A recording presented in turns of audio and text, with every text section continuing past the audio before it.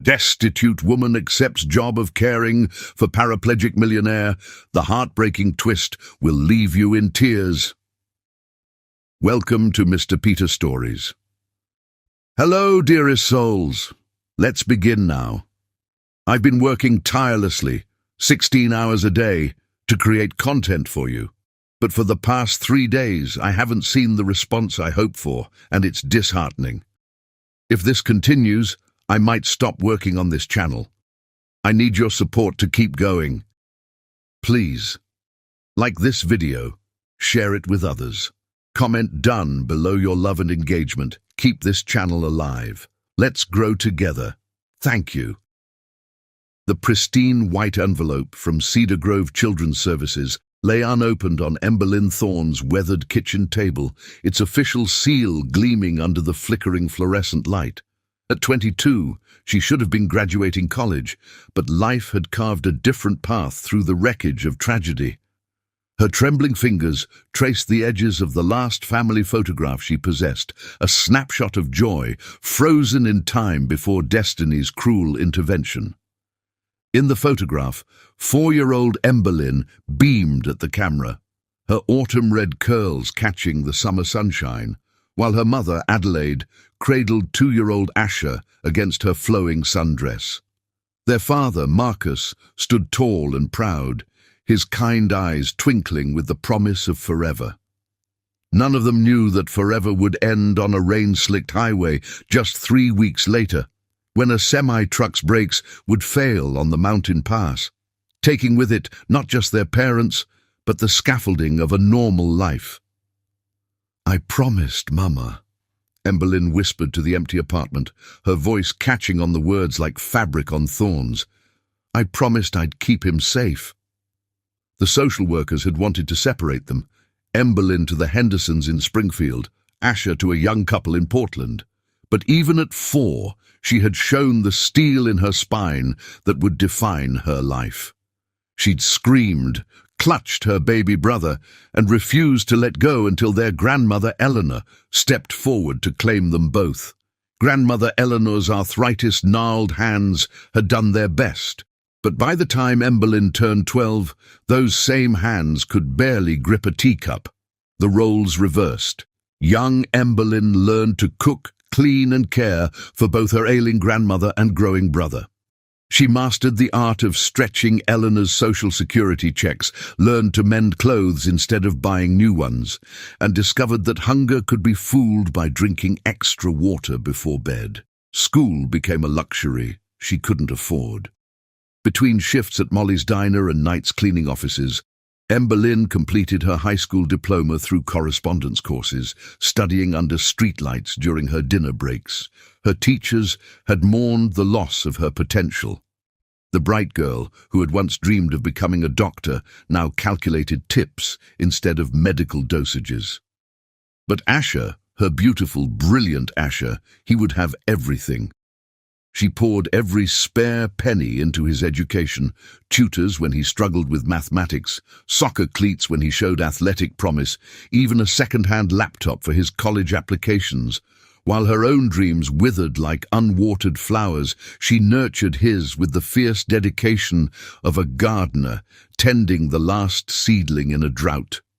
Now, at 30, the bitter fruit of her sacrifice lay in that pristine white envelope.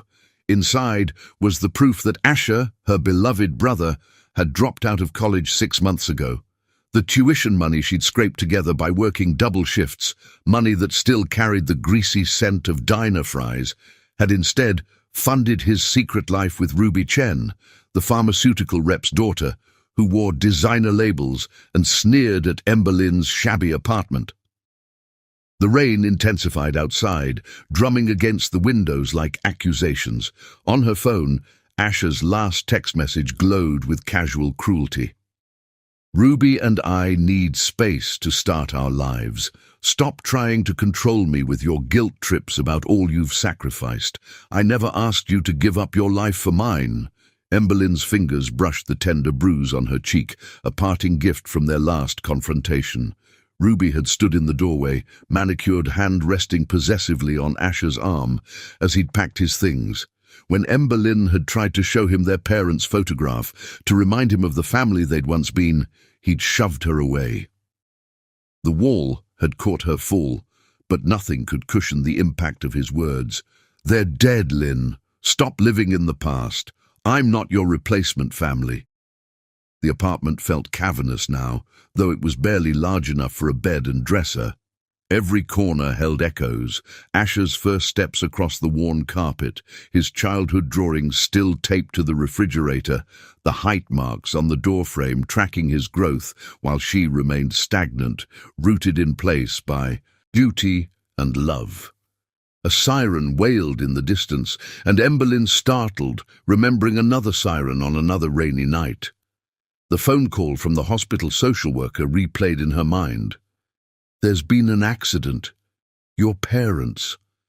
I'm so sorry." The same rain had fallen then, as if the sky itself mourned with her. Standing slowly, she moved to the window, pressing her palm against the cool glass. Beyond the streaked pane, city lights blurred into watercolor smears. Somewhere out there, Asher was starting his new life, unburdened by the weight of their shared past. And here she stood, 30 years old, with nothing to show for her decades of sacrifice except calloused hands and an empty apartment. The classified section of the newspaper lay open on her desk, red circles around potential jobs.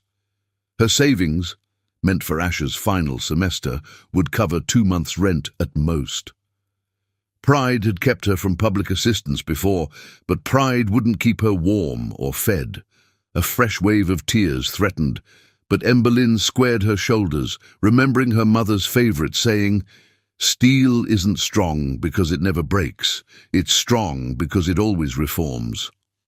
She had been steel for Asher. Now it was time to be steel for herself. Her gaze fell on a small advertisement she'd initially overlooked. Live-in caregiver needed. Experience with mobility assistance preferred. Generous compensation. Blackwood Manor. The word live-in caught her attention, a solution to both her housing and employment problems. Picking up her phone, Emberlyn dialed the number with trembling fingers. As it rang, she took one last look at the family photograph, at the smiling faces of her parents, at the toddler who had become a stranger. Then, with gentle reverence, she placed the photo face down on the table. A crisp voice answered, "Blackwood Residence." Emberlyn took a deep breath, and when she spoke, her voice carried the strength of someone who had been bending without breaking for 25 years. "Yes, I'm calling about the caregiver position."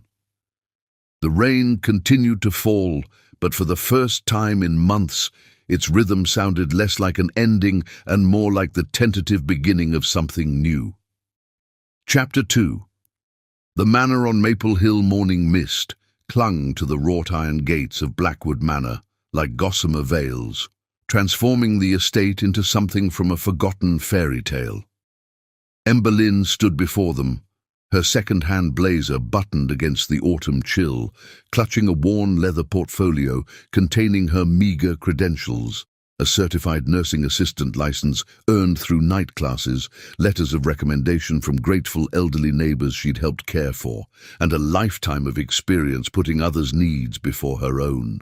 The intercom crackled to life, startling a pair of mourning doves from their perch on the gate. "Please state your name and purpose," came a clipped British accent. "Emberlyn Thorne for the caregiver position. I have an appointment with Mrs. Henderson at 9. Her voice sounded smaller than she'd intended, lost in the vastness of the estate's grounds. The gates swung open with a whisper of well-oiled hinges, revealing a winding driveway bordered by ancient maple trees. Their leaves blazed copper and gold in the morning light, carpeting the pristine gravel path with nature's own welcome mat. Each step up the drive felt like crossing a threshold between worlds, from her life of fluorescent-lit diners and midnight cleaning shifts to something altogether more dignified, more graceful. Blackwood Manor emerged from the mist like a ship coming to harbour. The Victorian mansion wore its age with aristocratic pride. Red brick walls draped with mature ivy, tall windows gleaming like knowing eyes, white trimwork as crisp as fresh linen. A wheelchair ramp, recently installed but expertly designed to complement the historic architecture, curved gently alongside the grand front steps. The heavy oak door opened before she could reach for the brass knocker. Mrs. Henderson, the house manager, stood in the doorway. A stern woman in her 60s, with steel-grey hair, pulled into an immaculate chignon. Her appraising gaze took in Ember Lynn's carefully pressed blazer, noting the slight wear at the cuffs. "Punctual. Good. Follow me, please."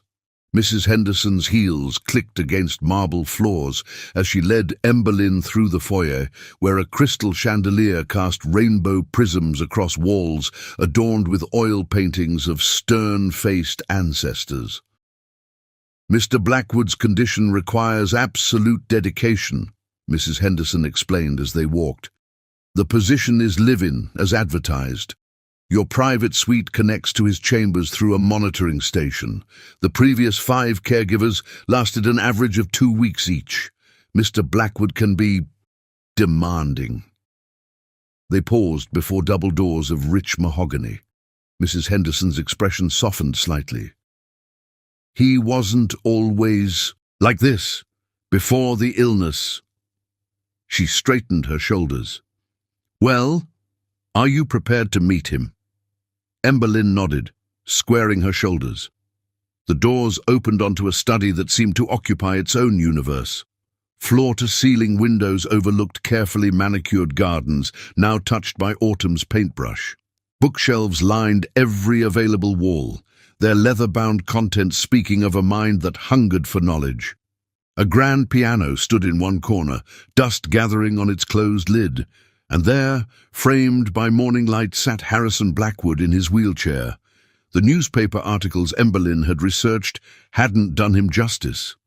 At 45, he retained the handsome features that had once graced magazine covers celebrating America's youngest tech billionaires.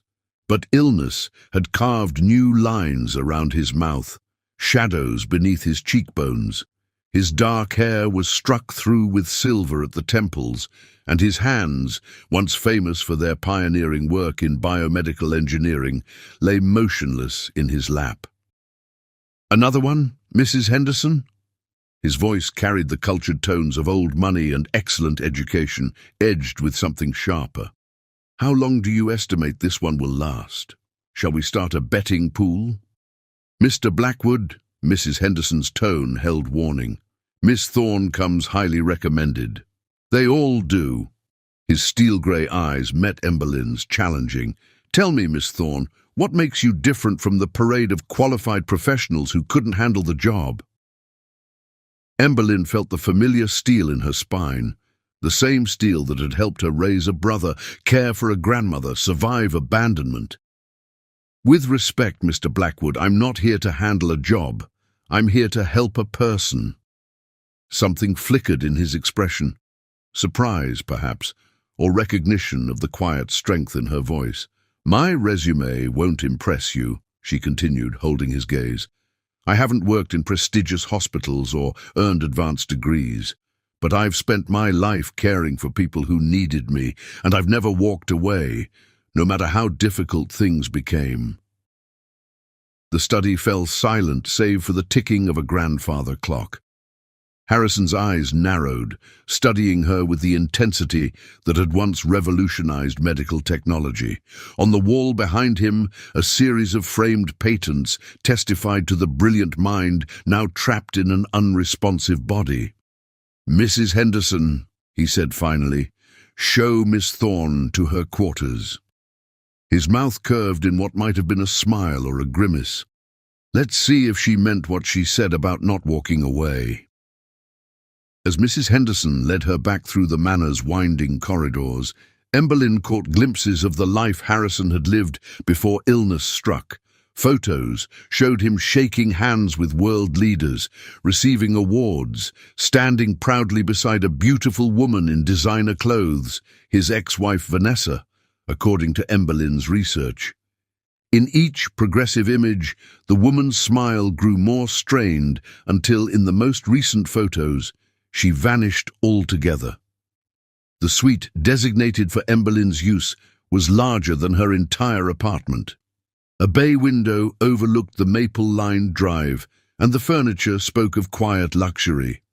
But it was the small nursing station, equipped with monitors and emergency medical equipment, that drew her attention. This would be her command center, her battle station in the fight to help Harrison Blackwood reclaim his life. The last caregiver left these. Mrs. Henderson placed a stack of medical charts on the desk. Mr. Blackwood's condition is rare but not untreatable. The doctors believe he could regain significant mobility with proper care and dedication. She paused at the door. The salary, as discussed, will be deposited weekly. Mr. Blackwood's schedule is in the top drawer. He takes breakfast at 7 sharp. Left alone, Emberlyn moved to the window. Below, the maple trees she'd admired on her arrival swayed gently in the autumn breeze, their leaves beginning their graceful descent. Like those leaves, she had been carried here by winds of change, of necessity. But unlike them, she would not simply drift through. She had made a promise, not just to Harrison Blackwood or to herself, but to the universe that had led her to this moment. She unpacked her small suitcase, hanging her modest wardrobe in the spacious closet. The last item she removed was the face-down family photograph from her apartment. After a moment's hesitation, she placed it on the bedside table, but this time left it facing up. Her parents smiled at her from behind the glass, their frozen happiness a reminder of why she understood better than most how quickly life could change, and how important it was to have someone who would stay through the storm. The grandfather clock in the study chimed 4 times. Soon, Harrison would need his afternoon medications and physical therapy. Emberlyn straightened her blazer, checked her reflection in the ornate mirror, and took a deep breath. It was time to begin. Chapter 3. Broken Wings. The study where Harrison spent most of his days was a museum of a life interrupted. Emberlyn noticed this during her first morning routine with him, as autumn sunlight filtered through the vast windows, illuminating the layers of his past like geological strata. Awards gathered dust on mahogany shelves. The Peterson Prize for Innovation, the Global Health Pioneer Medal, the Presidential Medal of Technology. Each accolade marked a milestone in a journey that had once seemed unstoppable. The medications first, I presume? Harrison's voice carried the weight of someone who had repeated this routine countless times, each repetition a reminder of his dependence. You'll find them categorized in the cabinet. My previous caregiver was rather methodical. Emberlyn moved with quiet efficiency, noting how his eyes followed her movements. The cabinet revealed 7 different medications, each with its own complex schedule. She recognized most from her CNA training: treatments for nerve regeneration, muscle maintenance, pain management.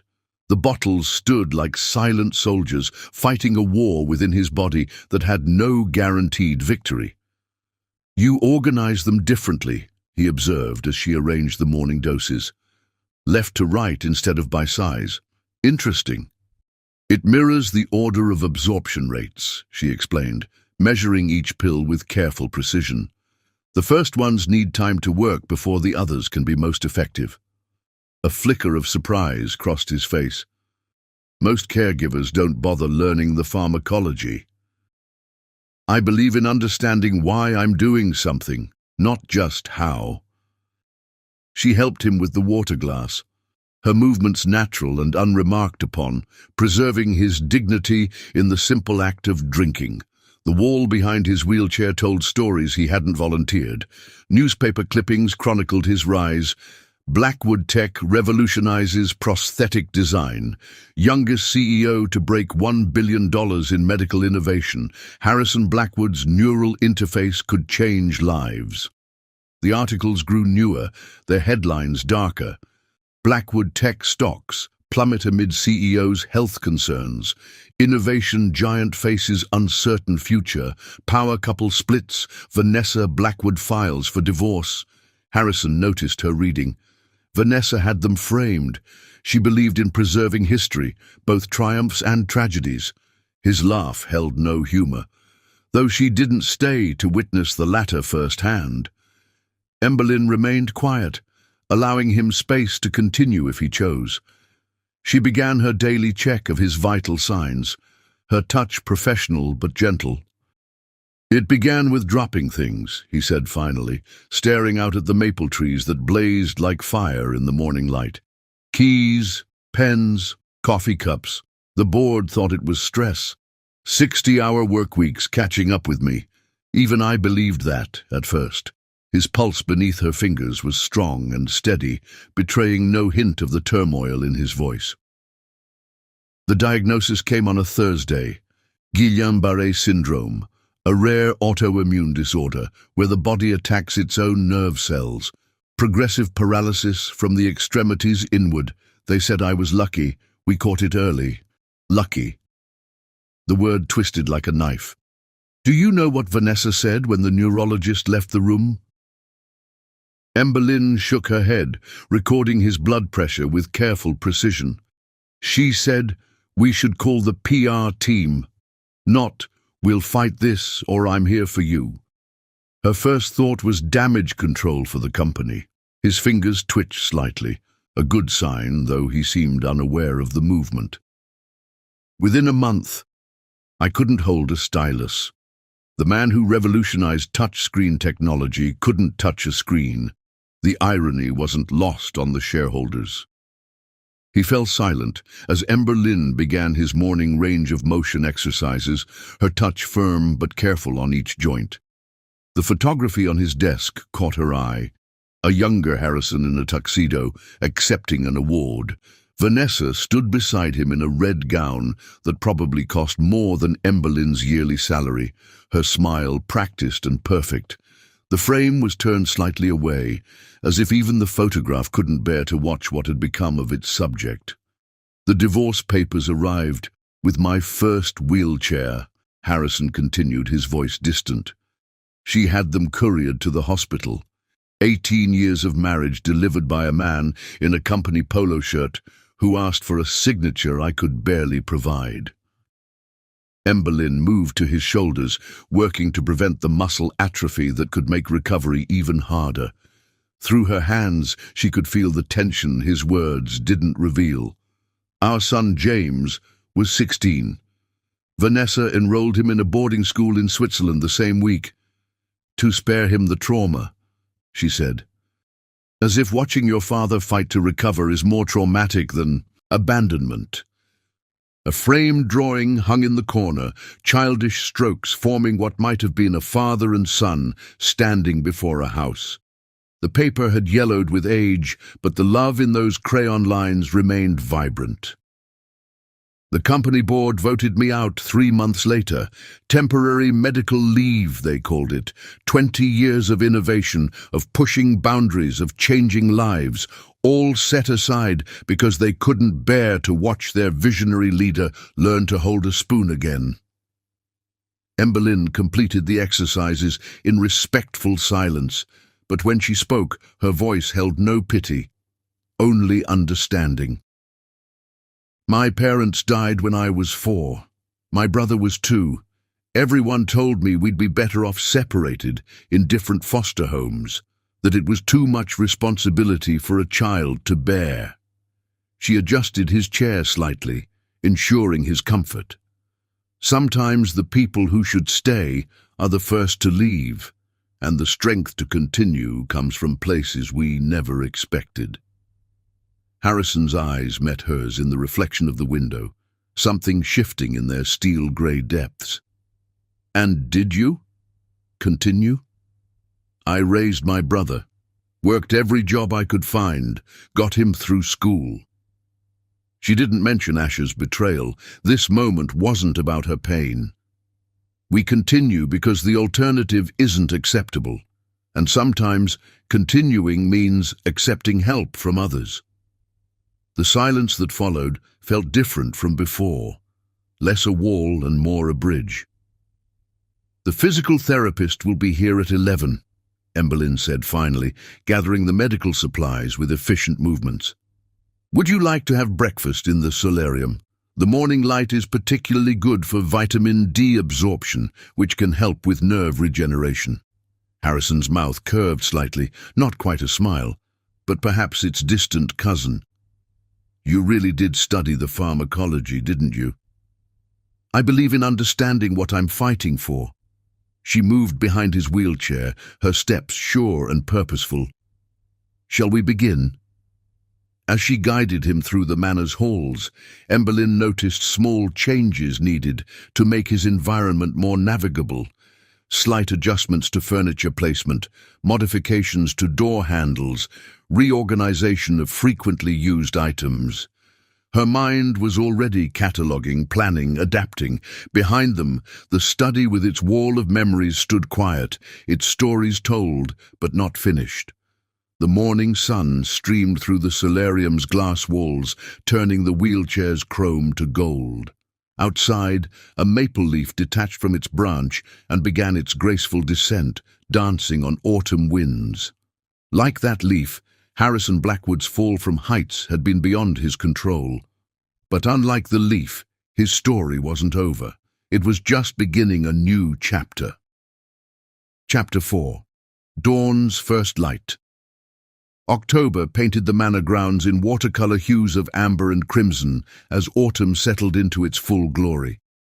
Emberlyn's first month as Harrison's caregiver had fallen into a rhythm as natural as the changing seasons, each day building upon the last with small victories and quiet revelations. Dawn found her preparing for their morning routine, arranging fresh towels and laying out Harrison's medications while the manor slumbered. The early hours held a different quality here, not the harsh fluorescent glare of her diner shifts, but a gentle awakening, like watercolors bleeding across wet paper. "You're humming again," Harrison's voice carried from his bedroom as she entered precisely at 7. "Mozart's Piano Concerto number 23, if I'm not mistaken." Emberlyn felt heat rise to her cheeks. "I didn't realize I was. I'm sorry if it disturbs you." "On the contrary." Something in his voice had softened over the past weeks. "It's pleasant. Different from the clinical silence I'd grown accustomed to, though I suspect Mozart would be mortified by my current inability to play his work." The baby grand piano in his study caught the morning light, its polished surface reflecting the sunrise like liquid gold. Emberlyn had noticed how his gaze often lingered on it during their therapy sessions. "The paralysis hasn't affected your musical knowledge," she observed, helping him sit up with practiced ease. Their morning routine had become a dance of sorts, each movement coordinated and respectful. The mind that appreciates Mozart is still very much intact. The mind remembers what the hands cannot perform.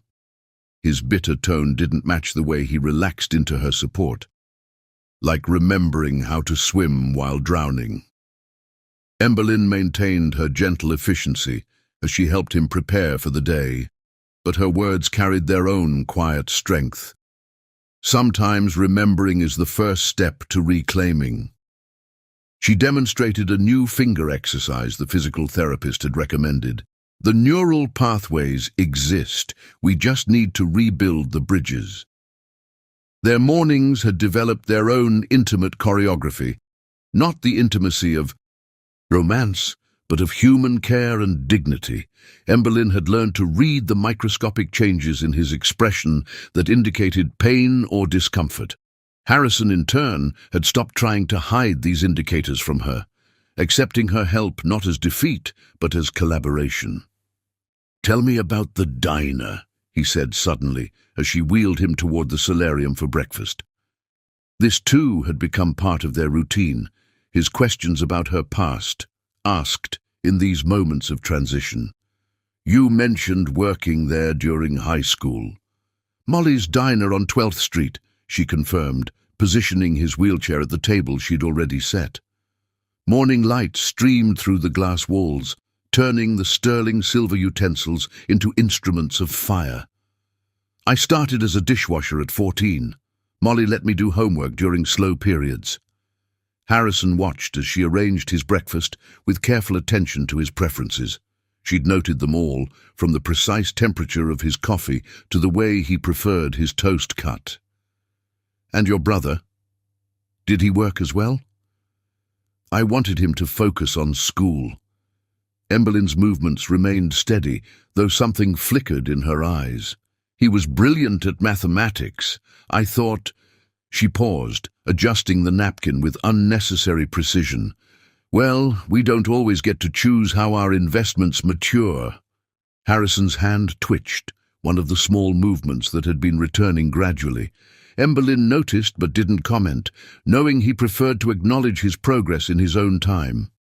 "Some investments," he said carefully, "are more about the intent behind them than the return." Their eyes met briefly over the coffee cup she helped him lift. Something passed between them. Recognition, perhaps, of parallel disappointments, of expectations shattered like fine china on marble floors. As October deepened, their days fell into patterns that felt less like medical routine and more like a carefully orchestrated symphony. Emberlin learned that Harrison preferred to read scientific journals in the afternoons, his mind still sharp as a surgeon's scalpel. She would position his tablet at the perfect angle, and sometimes he would ask her opinion on the articles, not as a caregiver, but as someone whose perspective he had come to value.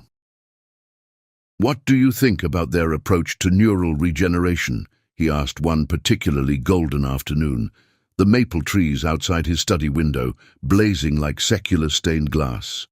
"The methodology seems flawed," she finished, adjusting his position to prevent pressure points.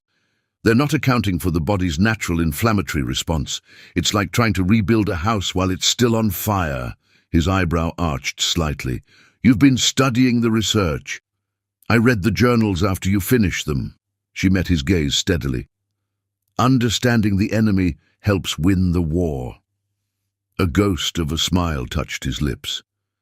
"And here I thought I was being subtle about leaving them open on the tablet." These moments accumulated like autumn leaves, small, bright instances of connection that began to carpet the cold marble of their professional relationship. Emberlin noticed how Harrison had stopped turning away during his therapy exercises, how he had begun sharing small observations about his condition without prompting. She catalogued these changes as carefully as she monitored his physical progress, knowing that healing happened in layers, like sedimentary rock forming over eons. The transformation extended beyond their daily interactions. Mrs. Henderson remarked one morning how the manor itself seemed to be waking from a long winter. "He asked about the garden plans for spring," she confided to Emberlin while reviewing the week's schedule. "He hasn't shown interest in the grounds since before." The housekeeper didn't need to finish. They both understood the before and after that divided Harrison's life like a surgical incision. Even the staff moved differently now, no longer tiptoeing around their employer's study as if it contained a sleeping dragon. Harrison had begun asking the cook about her family, inquiring after the gardener's new grandson. These were small changes, like first shoots breaking through frost-hardened soil, but Emberlin recognized them for what they were, signs of thaw in a winter that had threatened to be eternal. One evening, as she was completing her final checks before retiring, Harrison's voice stopped her at the study door. "The Mozart this morning," he said, not turning from the window, where he watched night settle over the grounds. "It was the Andante movement, wasn't it?" "Yes," she answered, surprised he'd remembered her unconscious humming from hours before. "It's about hope," he said quietly. "That movement, the way it builds from darkness to light, like dawn breaking over water." His fingers twitched again, and this time she saw him notice, saw him test the movement, deliberately. "I hadn't thought about that in a long time." Emberlyn adjusted his blanket one final time, her touch professional but gentle. "Tomorrow we'll try the new exercises.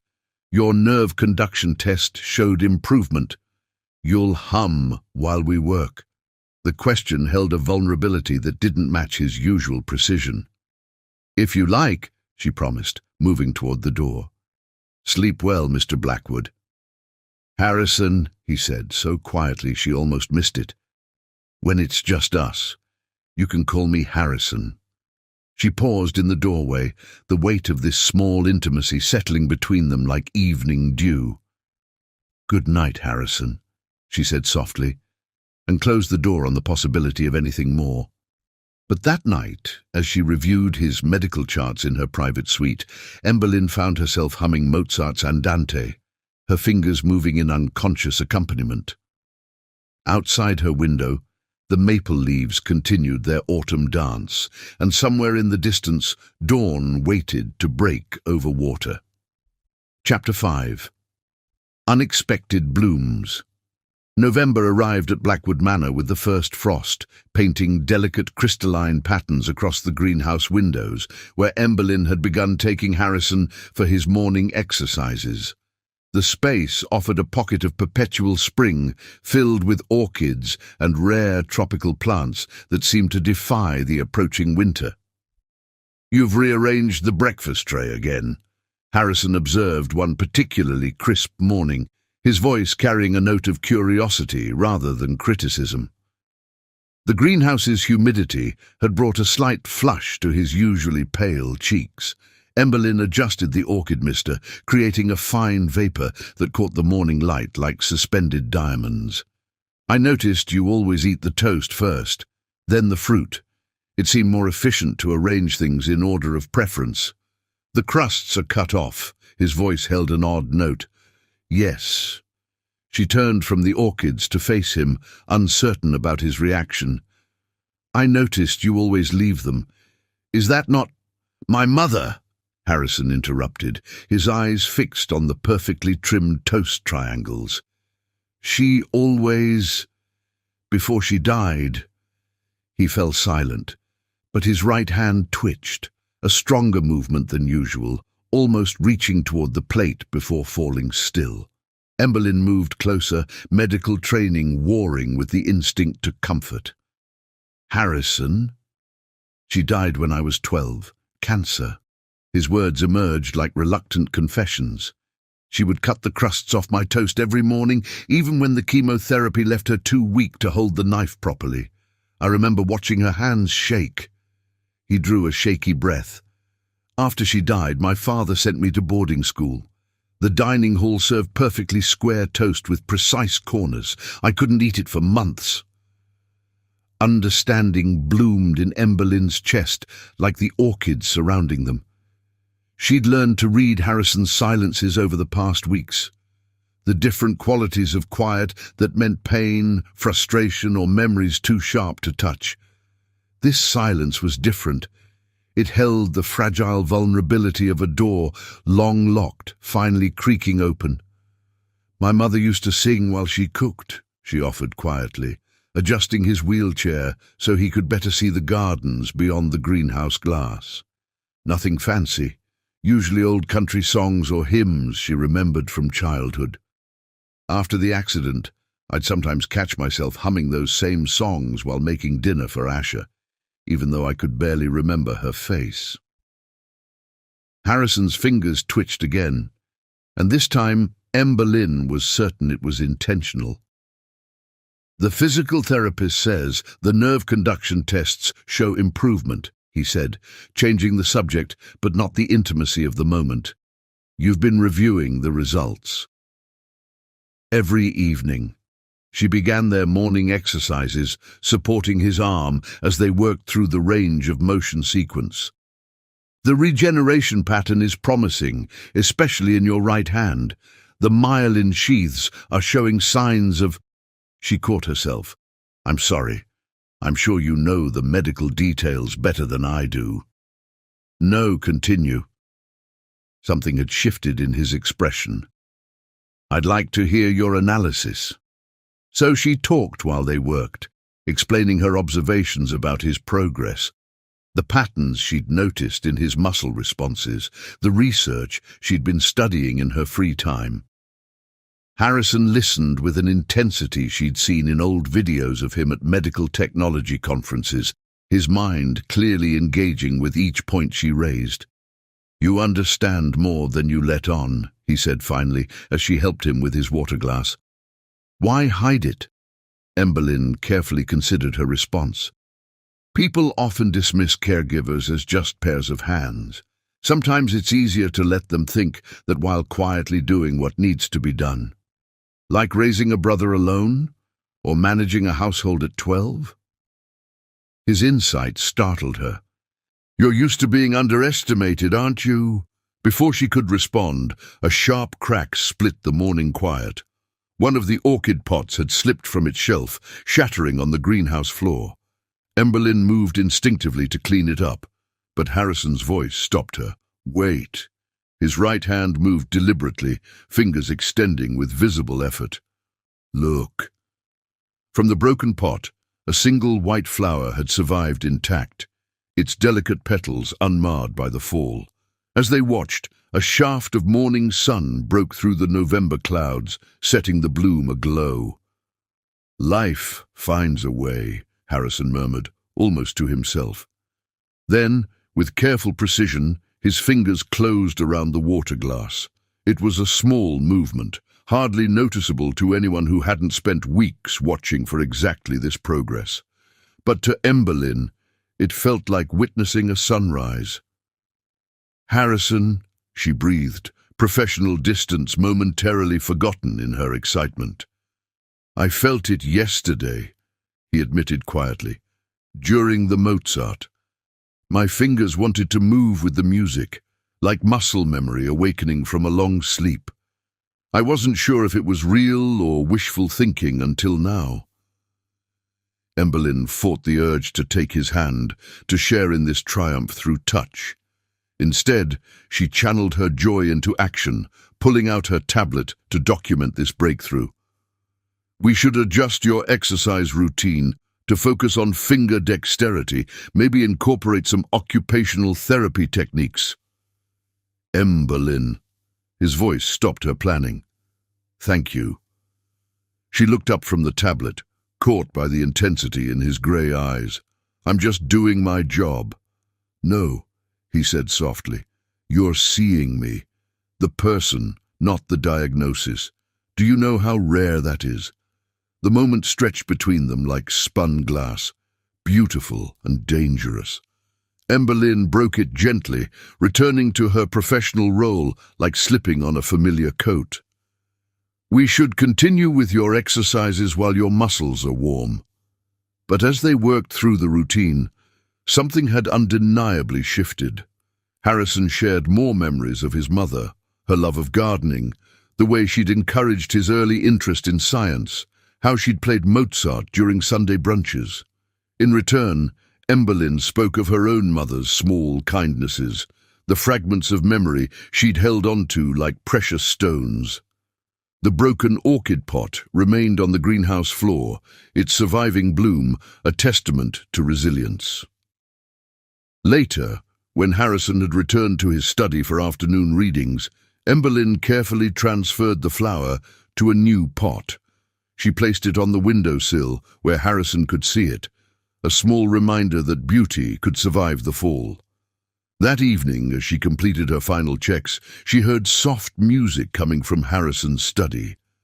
The piano recording was playing Mozart's Andante, and through the barely open door she saw his right hand moving slightly, conducting an orchestra only he could see.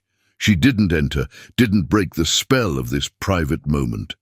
But as she walked to her own quarters, she found herself humming along her mother's hymns, mixing with Mozart in a melody of remembered love and unexpected hope. Outside, the first snow of winter began to fall, each flake carrying the promise of transformation. Inside the greenhouse, the rescued orchid turned its face toward the warmth, its white petals glowing like stars in the gathering dark. And somewhere between duty and devotion, between professional distance and profound understanding, something new was beginning to bloom. Chapter 6. Healing Hands. December arrived at Blackwood Manor wrapped in silver frost and whispered promises. The month brought with it not just holiday decorations that Mrs. Henderson insisted upon. Tradition, Mr. Blackwood, even if you're determined to be a Grinch. But also increasingly noticeable improvements in Harrison's condition. His right hand now consistently responded to basic commands, and sensation was returning to his fingertips in waves that left him alternately elated and frustrated by their inconsistency. "Again," Harrison insisted one evening, his voice tight with determination. The study had become their sanctuary for additional therapy sessions after dinner, when the rest of the household settled into quiet routine. "I almost had it that time." Emberlyn watched as he focused on the small rubber ball they'd been using for grip exercises. His fingers trembled with effort, slowly curling inward. The ball rolled slightly, then fell, bouncing across the antique Persian carpet with a soft thump. "Damn it!" The curse escaped through clenched teeth. "It was better this morning." "Progress isn't linear," Emberlyn reminded him gently, retrieving the ball. "Your nerves are like sleeping limbs awakening. Sometimes the pins and needles are worse before sensation returns fully." She placed the ball back in his palm, her fingers brushing his skin momentarily. The contact sent an unexpected jolt through them both, his renewed sensitivity to touch making every casual contact more significant. "Tell me something," Harrison said suddenly, his eyes fixed on the ball as if it held the secrets of the universe. "Something real, not medical reports or progress notes." Emberlyn settled into the chair across from his wheelchair, considering. Outside, snow fell in lazy spirals, coating the manor grounds in pristine white. "I used to dream of being a doctor," she said finally. "Before my parents' accident, I would steal my father's medical journals and pretend I could understand the long words. He was a resident at County General, working toward neurosurgery." Harrison's fingers flexed unconsciously, the ball rolling slightly but staying in his palm. What happened to that dream? Life happened. Dreams don't put food on the table or pay for a brother's school supplies. She smiled, but it held a touch of old pain. Sometimes we have to set aside what we want for what others need. Like Vanessa did, his bitter tone caught her off guard. Setting aside her marriage vows for her social calendar? No. Emberlyn's voice was firm. That's different. Marriage is a promise to share both struggles and triumphs. Walking away when things get difficult isn't sacrifice, it's surrender.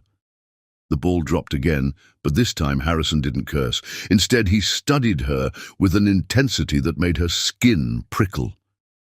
"You've never surrendered, have you? Even when your brother—" "Some things are worth fighting for," she said quietly.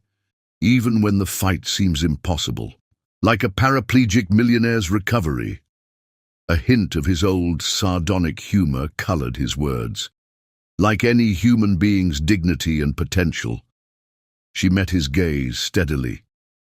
"Your bank account has nothing to do with your worth as a person, Harrison." The use of his first name, still rare enough to carry weight, hung in the air between them. In the fireplace, a log shifted, sending sparks dancing upward like earthbound stars. "I want to try something," Harrison said after a moment. "The piano. Would you help me?" The request startled her. The baby grand had stood silent since her arrival, its polished surface reflecting their therapy sessions like a black mirror of possibility. "Are you sure?" His jaw set in familiar determination. "Number. But I want to try anyway." The journey from wheelchair to piano bench was complicated, requiring all of Emberlyn's training and Harrison's stubborn will. When he finally sat before the keys, his breathing was slightly labored, but his eyes shone with an intensity she hadn't seen before. "Mozart," he said softly. "The Andante you're always humming. I played it at my first recital when I was 10, My mother cried. Emberlyn positioned herself beside him on the bench, close enough to support, but not so close as to crowd. Start with your right hand, just one note at a time. Harrison's fingers hovered over the keys like birds considering landing. The first note, when it came, was barely a whisper, middle C, pressed with trembling determination. The second followed, then a third, forming the beginning of the familiar melody. Tears sprang to his eyes at the sound. I never thought. Keep going, Emberlyn encouraged softly. Your muscle memory knows the way. Note by note, the melody emerged, halting, imperfect, but unmistakably Mozart. When his hand began to tire, Emberlyn quietly joined in with the left-hand accompaniment, her untrained but earnest playing supporting his efforts like a musical embrace. They played together as snow fell outside, the music growing stronger as Harrison's confidence built. It wasn't the virtuoso performance his younger self had given, but it held something more valuable, the sound of possibility reborn. The final notes faded into reverent silence. Harrison's hand rested on the keys, trembling slightly from exertion. Without thinking, Emberlyn covered it with her own, offering warmth and stability. Thank you, he whispered, his voice rough with emotion, for seeing what could be instead of what was lost. Their eyes met in the piano's reflective surface, and something electric passed between them. Recognition, perhaps, of kindred spirits who understood that healing came in many forms. The grandfather clock chimed 9, breaking the spell. Emberlyn withdrew her hand as if burned, suddenly aware of how far they'd strayed from professional boundaries. We should get you ready for bed. Tomorrow's physical therapy session is early. The return journey to the wheelchair felt heavier somehow, weighted with unspoken words. As she helped him settle, Harrison caught her wrist gently with his recovering hand. Emberlyn. She forced herself to meet his eyes, to acknowledge the dangerous warmth building there. Mr. Blackwood. Thank you, he said again, but this time it carried a different weight. For showing me that broken things can make beautiful music. That night, long after the household had fallen silent, Emberlyn sat at her window watching snow transform the world. Her fingers moved unconsciously, playing phantom piano keys as she hummed Mozart's Andante. In her mind, she could still feel the warmth of Harrison's hand beneath hers, the way his eyes had reflected firelight and possibility. She was treading dangerous waters, she knew. The lines between professional and personal were blurring like footprints in fresh snow. But as she watched winter wrap the manor in its pristine embrace, Emberlyn realized some boundaries were meant to be crossed, some risks worth taking. After all, as she'd told Harrison, some things were worth fighting for, even when the fight seemed impossible, even when the opponent was your own heart. Chapter 7. The Precipice.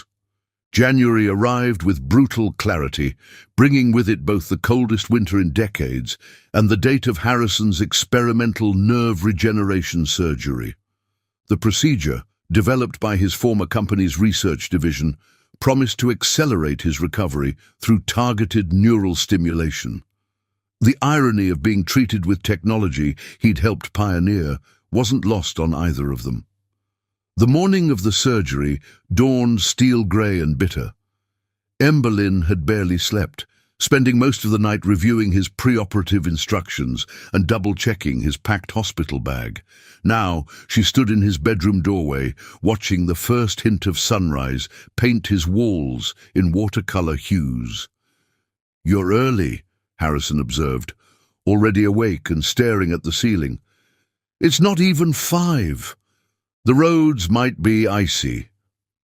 She moved through their morning routine with practiced efficiency, but her hands betrayed a slight tremor. "I wanted to ensure we had plenty of time." Harrison caught her wrist as she adjusted his collar, a gesture that had become more frequent as his motor control improved. "Emberlyn, look at me." She forced herself to meet his eyes, fighting to maintain professional distance. Over the past months, she'd categorized all the different shades of grey in his irises: storm cloud when he was frustrated, polished steel when he was determined, warm pewter in moments like this, when he saw straight through her carefully constructed walls. "Tell me what you're thinking," he said softly. "The real thoughts, not the careful ones."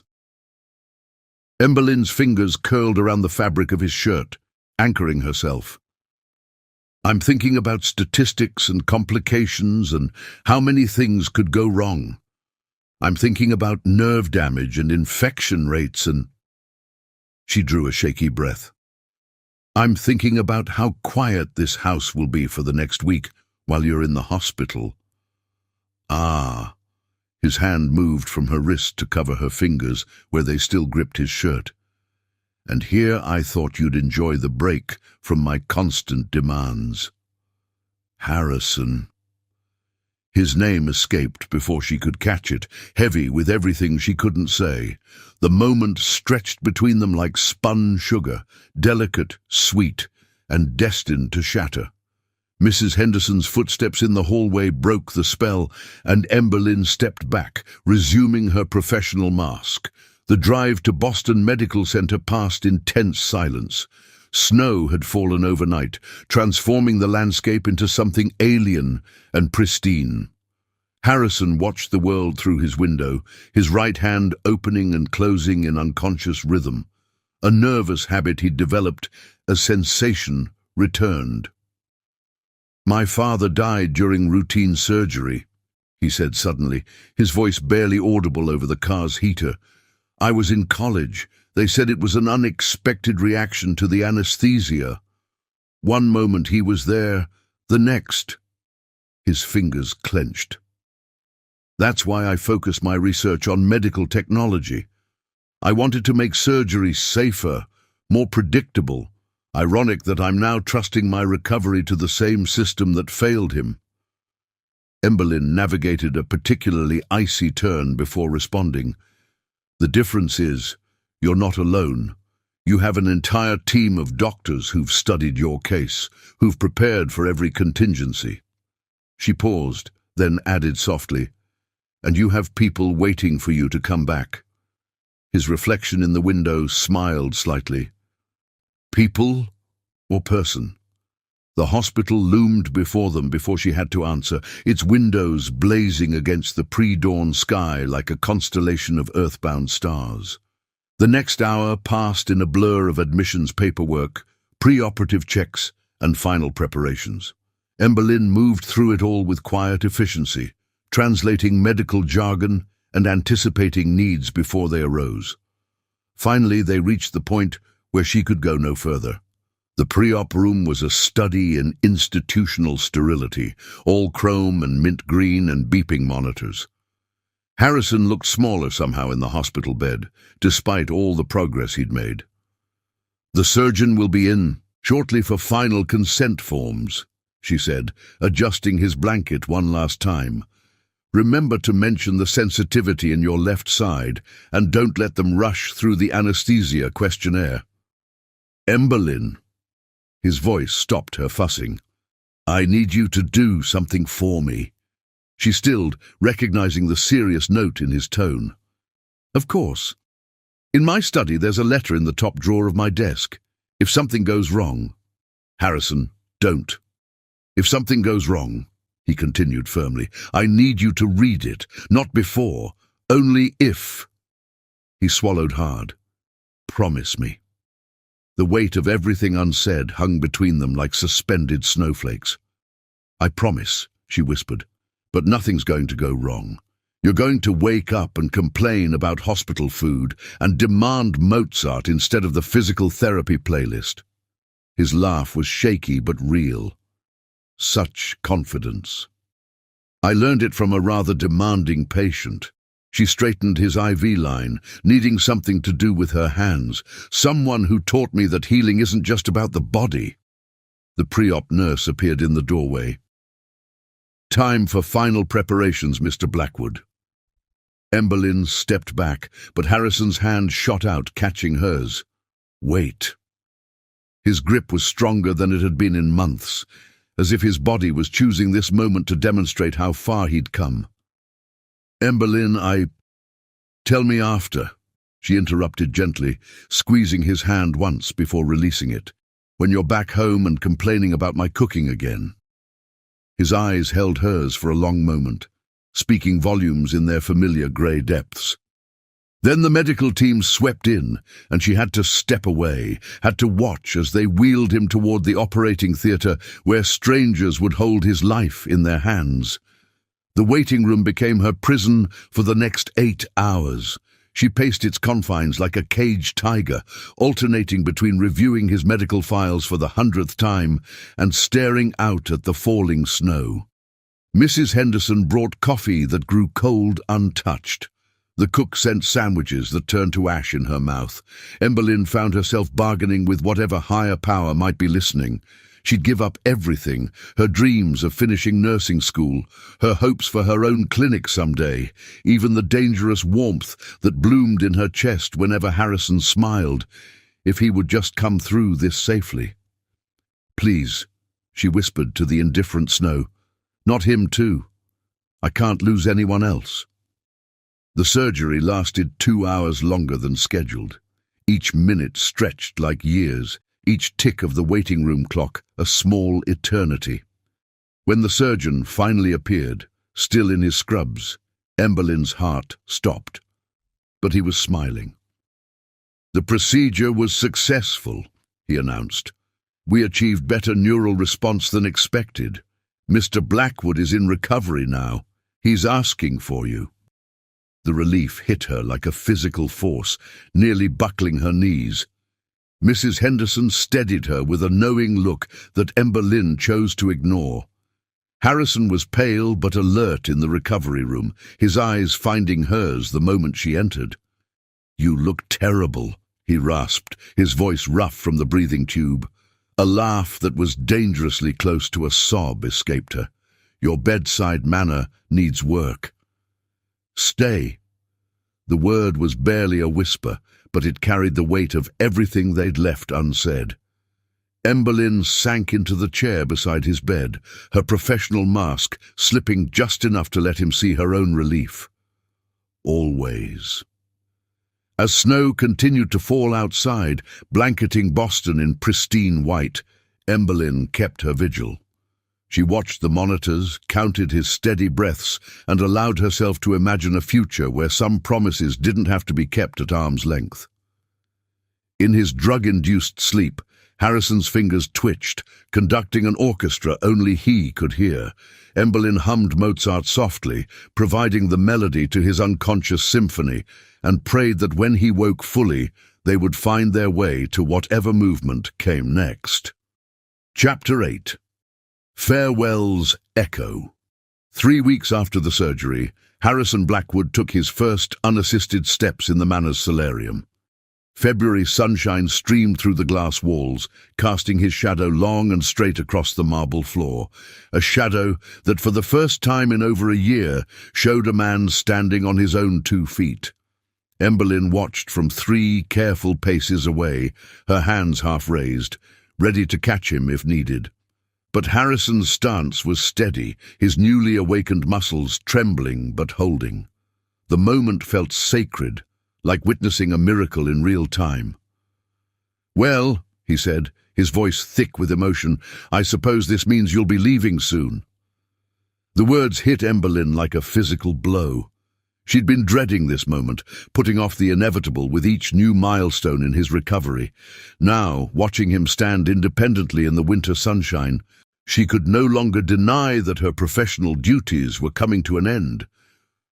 That evening, after ensuring Harrison was settled for the night, Emberlyn sat at the antique writing desk in her quarters.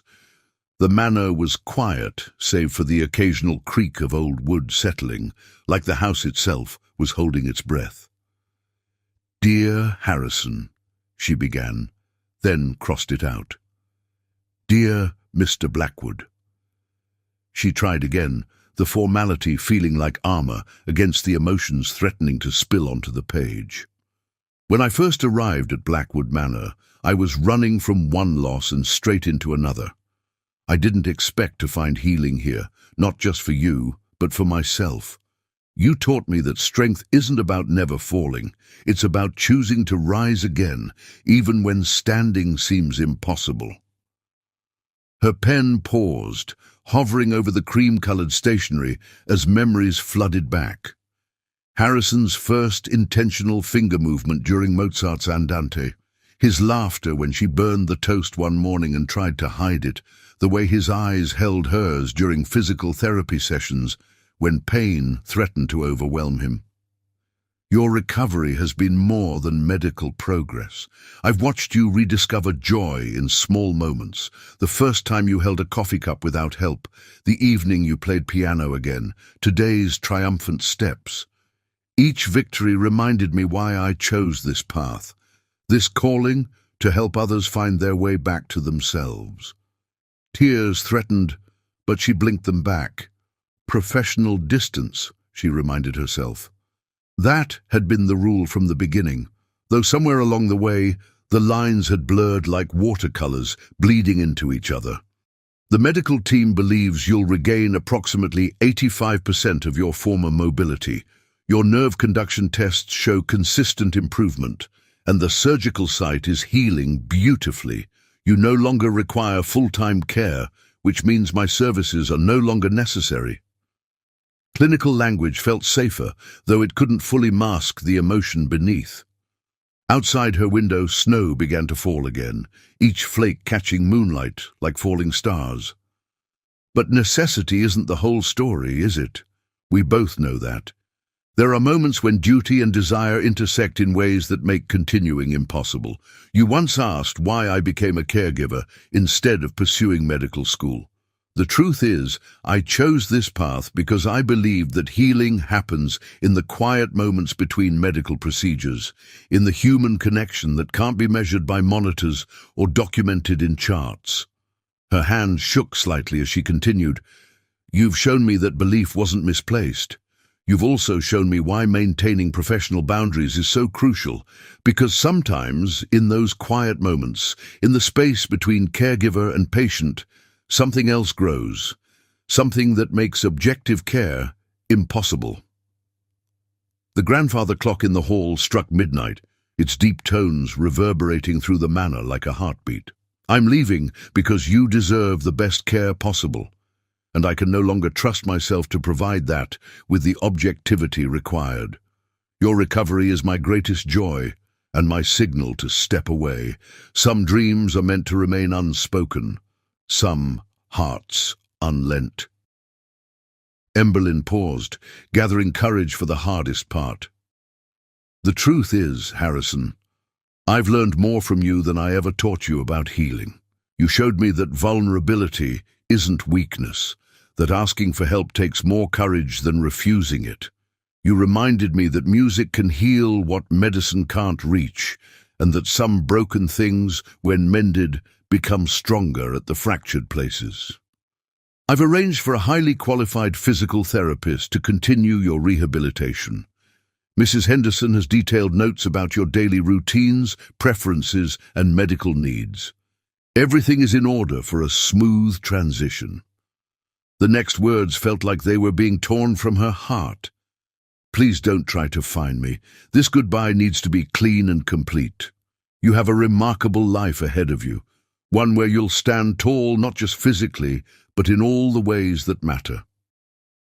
My role in that story was always meant to be temporary, a chapter rather than the whole book. Take care of yourself. Remember your exercises, especially on days when it seems easier not to try. Keep playing Mozart. Your finger dexterity improves remarkably during music therapy. And please, don't stop believing in miracles. You are living proof that they exist." She signed it simply, "Forever grateful, Emberlyn." The letter complete, she sealed it in an envelope and wrote his name with steady hands that belied her trembling heart. Tomorrow morning, While he was at his physical therapy session, she would leave it on his desk and slip away before he returned. But for now, she moved to the window, pressing her palm against the cold glass as snow continued to fall. Somewhere in the manor, she could hear the faint strains of Mozart. Harrison must be playing the piano, his recovered muscles growing stronger with each practice session. Emberlyn closed her eyes, memorizing the moment. The music, the snowfall, the quiet ache in her chest that felt like growth and loss wrapped together. She had arrived at Blackwood Manor to help someone else heal, never expecting her own heart would be the one most changed by the experience. The music shifted to the Andante movement, their movement. In the snowy darkness, Emberlyn allowed herself one moment of weakness, one tear for everything she was choosing to leave behind. Then, like she had taught Harrison to do during the hardest parts of his recovery, she took a deep breath and focused on the next step forward, even though standing felt impossible. Tomorrow would bring its own kind of paralysis, the inability to stay when everything in her yearned to remain. But for tonight, she let Mozart's notes wrap around her like a farewell embrace, knowing that some goodbyes were necessary precisely because of how much they hurt. Chapter 9. Desperate Search. The letter felt like lead in Harrison's hands as he stood in his study, winter sunlight streaming through windows that suddenly seemed too bright, too harsh. He had returned from physical therapy to find his world tilted on its axis. Emberlyn gone, leaving only carefully typed medical instructions and this handwritten goodbye that threatened to shatter what remained of his composure. "Sir?" Mrs. Henderson hovered in the doorway, concern etching deeper lines around her eyes. "You haven't eaten since yesterday. The cook made your favorite. How long?" His voice was rough, unfamiliar. "How long did you know she was planning to leave?" The housekeeper's silence was answer enough. Harrison turned to face her, his newly recovered balance perfect, despite the emotional earthquake rocking his foundations. "You helped her plan this, didn't you?" "She wanted to ensure a smooth transition," Mrs. Henderson said carefully. "Miss Thorne was very thorough in her preparations for your continued care." "Thorough?" The word tasted bitter. Yes, she always was thorough, every detail considered, every contingency planned. His fingers clenched around the letter, then deliberately relaxed. A victory of control he would have celebrated mere hours ago. Now it felt hollow. Except she forgot one rather crucial detail. "Sir?" She forgot that I'm no longer the paralyzed man who needs protection from his own feelings. Harrison moved to his desk, each step a testament to months of work, of Emberlyn's patient guidance. "Call Thomas. Have him bring the car around." "Mr. Blackwood, you're not strong enough for—" "I'm strong enough to stand, to walk, to chase what matters." He was already reaching for his coat. "She taught me that." The search began methodically, because that's how Emberlyn would have approached it. Harrison visited every hospital in Boston, every clinic where a skilled caregiver might seek employment. His recovered muscles trembled with exhaustion, but he pushed through, driven by a need that transcended physical limitations. Days blurred together. He barely slept, subsisting on coffee and determination. His physical therapist warned about overtaxing his recovering nerves, but Harrison merely adjusted his exercises to accommodate his search. He would not let his body's limitations dictate the boundaries of his heart again. "She was here," a nurse at Massachusetts General finally told him 2 weeks into his search. "Interviewed for a position in the rehabilitation ward. Highly qualified, impressive references." The nurse paused. "But she turned down the offer. Said something about needing a different kind of healing." Another week passed. Harrison's appetite vanished, food turning to ash in his mouth. He lost weight, his recovered strength threatening to fade, but still he searched, expanding his radius, following every lead. "You're killing yourself," Mrs. Henderson observed one evening, finding him in his study surrounded by maps and phone records. She wouldn't want this. She doesn't get to decide what I want anymore. Harrison's voice was quiet, but intense. She made choices for me when I couldn't make them myself. But I can stand now. I can walk. I can choose. The breakthrough came from an unexpected source. The cook's daughter, who volunteered at local nursing homes, mentioned a new caregiver at St. Clair's Home for the Elderly who hummed Mozart while changing beds. Harrison was there within the hour, his heart thundering against his ribs as he stepped through the facility's doors. The place smelled of antiseptic and old memories, its halls lined with wheelchairs and walking frames, tools he had only recently left behind. And there she was. Emberlyn stood in the common room, helping an elderly man with physical therapy exercises, similar to the ones she had done with Harrison countless times. Her hair was pulled back in its familiar practical style, but something in her face had changed, a sadness around her eyes that hadn't been there before. She looked up, somehow sensing his presence, and the world stopped spinning for one perfect moment. Harrison. His name fell from her lips like a prayer or a curse. You shouldn't be here. Shouldn't I? He took a step forward, then another, each movement a demonstration of what she had helped him achieve. You left without giving me a choice. I left because it was necessary. But her voice trembled, betraying the conviction of her words. Necessary for whom? Another step closer. The elderly residents watched with undisguised interest, sensing the drama unfolding before them. You wrote about professional boundaries and objective care. But tell me, Emberlyn, was there anything objective about the way you taught me to believe in myself again? Was it just professional duty that had you playing Mozart until midnight, celebrating every small victory as if it were your own? Please. She took a step back, maintaining the distance between them. Don't make this harder. It's already hard. His voice softened. It's been hard since the first time you hummed Mozart while changing my bandages, since you cut the crusts off my toast without being asked, since you saw me, not as a broken man to be fixed, but as a person worth fighting for. Tears gathered in her eyes. I can't be your caregiver anymore. Good. He closed the distance between them with steady steps that proved how well she had taught him to stand on his own. Because I don't need a caregiver. I need the woman who believed in miracles, even when I'd stopped believing. I need the person who taught me that healing isn't just about the body, but about the heart. Harrison, I love you. The words fell into the space between them like stones into still water, creating ripples that couldn't be undone. I love your strength, your compassion, your stubborn determination to help others heal even when you're hurting. I love that you see broken things as opportunities for growth rather than tragedy.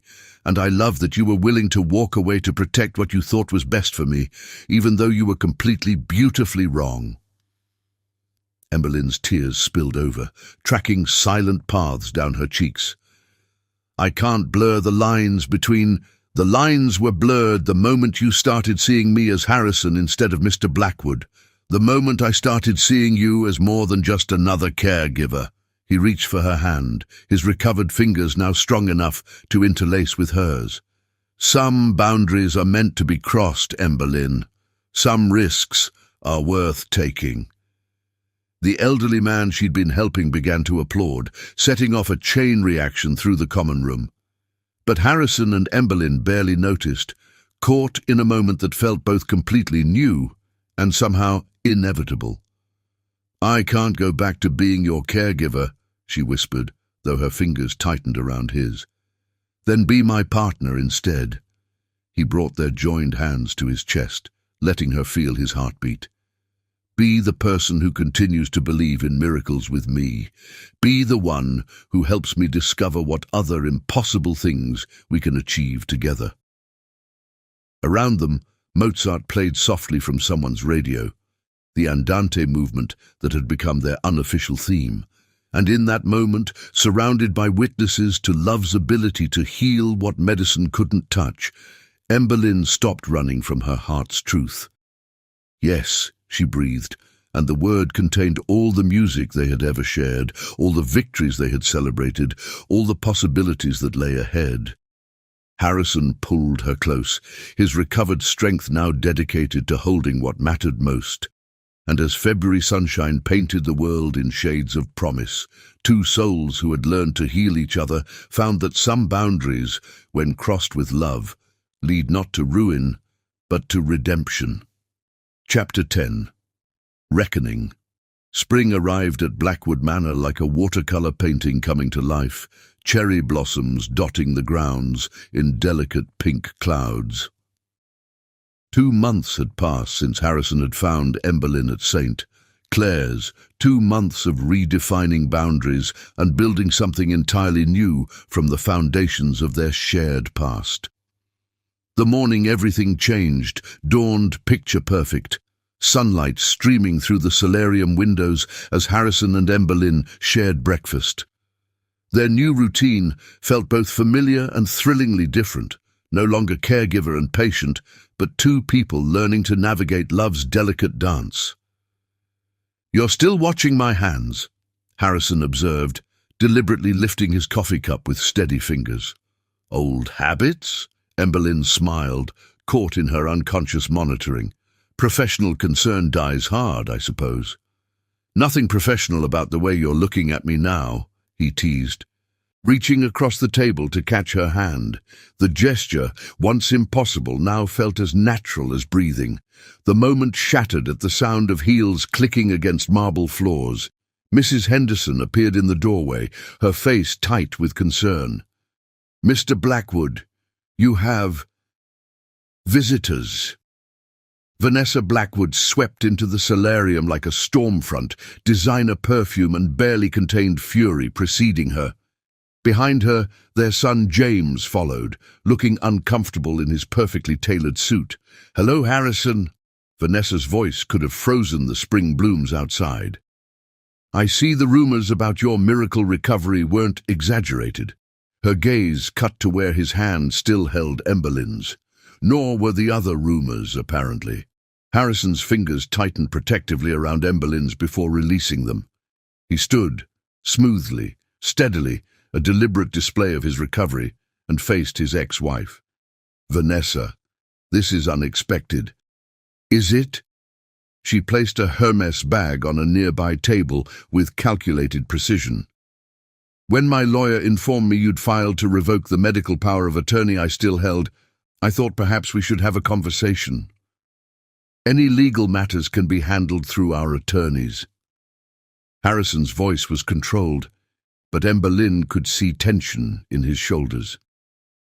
"James," Vanessa turned to their son, who had remained silent.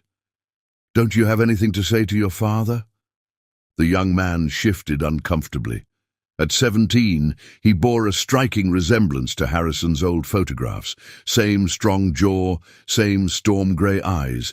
But where Harrison's gaze held warmth, James's remained guarded. "You look well, father," he said formally, as if addressing a stranger. In many ways, Emberlyn realized, that's exactly what they were to each other. "Thank you." Harrison's voice softened. "You've grown. The Swiss air agrees with you." "Oh, let's dispense with the pleasantries." Vanessa's smile was razor-sharp.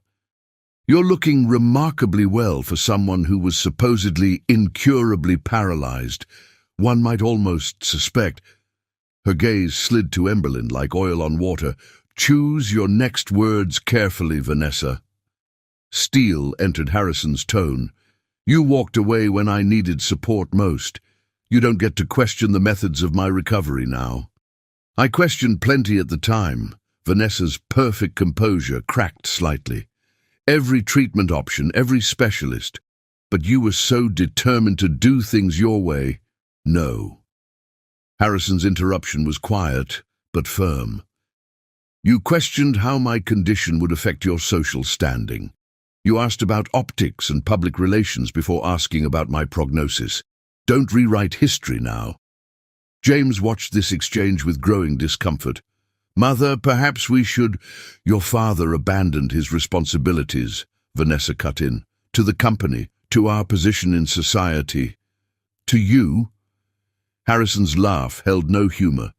Yes, how inconsiderate of me to become ill and disrupt your carefully planned life. Tell me, did you even read the medical reports before filing for divorce, or did you just sign where your lawyer indicated? Emberlyn stood quietly, moving to leave them to their family discussion, but Harrison caught her hand. Stay, please. His eyes met hers, conveying volumes. You're part of this now. Ah, yes. The miracle worker. Vanessa's tone dripped sarcasm. Tell me, dear, was it before or after he regained feeling that you decided to upgrade from caregiver to companion? That's enough. Harrison's voice cracked like a whip. You can question my choices, Vanessa, but you will not insult the woman who stood by me when my own wife ran at the first sign of difficulty. I moved with the boy who will inherit everything you've built, she corrected. I protected our son's future while you wallowed in self-pity. Protected him. Something dangerous entered Harrison's tone. You shipped him across an ocean rather than let him see that life isn't perfect, that people can struggle and still recover, that love means staying even when things get hard. James made a small sound, drawing their attention. The boy, almost a man, stood straighter under their combined gaze. I wanted to stay, he said quietly. I asked to stay. The words fell into sudden silence like stones into still water. Vanessa's perfect composure slipped further. James, don't— No, Mother. His voice grew stronger. I wanted to help. I wasn't afraid of seeing Father ill. I was afraid of never seeing him again. He turned to Harrison, years of unspoken words hovering between them. I read about your recovery online, every article, every medical update. I'm proud of you, Father. Harrison's hand trembled slightly in Emberlyn's grasp, not from weakness now, but from emotion. Thank you, son. How touching. Vanessa's voice could have frosted the spring blooms. But sentiment doesn't change facts. The board of directors has already voted to reinstate me, Harrison interrupted smoothly. As of last week, I'm back as head of research and development, not CEO. I've found I prefer focusing on innovation rather than corporate politics. Speaking of which, he reached into his jacket, withdrawing an envelope. These are the papers transferring 20% of my shares to James directly, not to his trust fund, not to be managed by you. To him. The silence that followed was absolute. Even the birds outside seemed to hold their breath. I've learned something about trust this past year, Harrison continued, his thumb brushing Emberlyn's knuckles. It's earned through presence, through staying when things are difficult, through believing in possibility even when evidence suggests otherwise. He looked at his son. I'd like the chance to earn your trust again, James. Not through stock shares or social position, but through being present, if you'll allow it.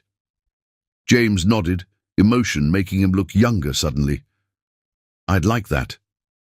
How dare you? Vanessa's composure shattered completely. After everything I've sacrificed— You sacrificed nothing, Harrison said quietly. You ran from sacrifice, you ran from difficulty, you ran from the kind of love that stays. He squeezed Emberlyn's hand. But I'm not running anymore. And I'm not letting you dictate the terms of my relationship with our son. Vanessa opened her mouth to respond, but something in Harrison's expression stopped her. Perhaps she finally saw what Emberlyn had seen months ago. Not a broken man, but someone who had rebuilt himself stronger at the broken places. Come, James. She gathered her designer bag like armor. We're leaving. Actually, Mother. James straightened his shoulders. I think I'd like to stay for a while. If that's all right, Father? The smile that broke across Harrison's face was like sunrise after storm. More than all right. They watched Vanessa's departure in silence, her heels clicking against marble with military precision. When she was gone, James turned to his father with uncertain hope. "I have so many questions. I have answers." Harrison gestured to the breakfast table. "And time. Finally, I have time." He looked at Emberlyn, love clear in his eyes. "We all do." As they settled around the table, father, son, and the woman who had helped make healing possible, spring sunlight painted them in gentle watercolors. Outside, cherry blossoms continued their elegant dance, and somewhere in the distance, a new song was beginning. The music was no longer Mozart's Andante, but something entirely new, a composition of second chances and rebuilt trust, of love that stays and grows stronger through adversity. And in the gentle morning light, 3 people began the delicate work of building something beautiful from the ashes of what was lost. Chapter 11. Hearts Unbound. May transformed Blackwood Manor's gardens into a symphony of colour and fragrance, roses climbing ancient trellises while wisteria cascaded in purple waterfalls. In the month since Vanessa's confrontation, life had settled into new rhythms. James visited weekends, slowly rebuilding bridges with his father through shared meals and tentative conversations about the future. Harrison's return to the company's research division brought fresh purpose to his days, and Emberlyn, no longer bound by professional constraints, discovered what it meant to be loved not for what she gave, but for who she was. The evening Harrison chose was perfect. Sunset painting the sky in watercolor hues of rose and gold, the air sweet with jasmine and possibility. He had asked Emberlyn to meet him in the greenhouse, where their story had truly begun months ago, with broken orchids and shared confessions. "You've arranged everything differently," Emberlyn observed as she entered, noting how the plants had been shifted to create a winding path through the tropical foliage. Tiny lights twinkled among the leaves like earthbound stars. "I had help." Harrison emerged from behind a stand of bamboo, moving with the fluid grace that still sometimes surprised them both. "James has quite the eye for design, it seems." The mention of his son brought a warm smile to Emberlyn's face. "He's blooming here, you know. Like these orchids. All they needed was the right environment to thrive." "Speaking of orchids," Harrison guided her around a corner where a familiar white bloom held court among its more exotic cousins. "Do you remember this one?" "The Survivor." Emberlyn's fingers ghosted over delicate petals. "From the broken pot, that day when you first moved your fingers intentionally. You saved it." His voice held meaning beyond the flower. "You saw beauty and possibility where others might have seen only wreckage." "Harrison, let me finish." He took her hands in his touch sure and steady, a miracle they both still marveled at daily. "When you first came here, I was like that broken pot, shattered, not just physically, but in spirit. I'd lost faith in everything, my body's ability to heal, people's capacity for genuine care, love's power to endure difficulty." Emberlyn's heart thundered against her ribs as Harrison continued, his grey eyes holding hers with unwavering intensity. "You didn't just help me rebuild my strength. You showed me that true healing goes deeper than muscle and nerve. You taught me that real love isn't about perfection. It's about seeing the beauty in broken things and believing in their potential to become whole again." With graceful movement that would have been impossible months ago, Harrison lowered himself to one knee. The motion was smooth, controlled, a testament to countless hours of therapy and determination.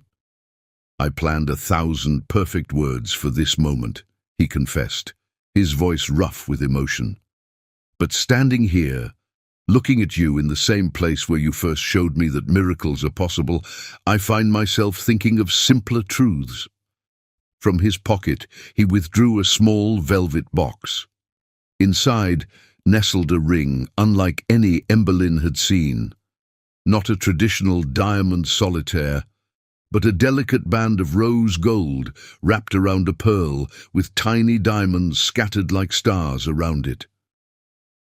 "The pearl has a story," Harrison explained softly.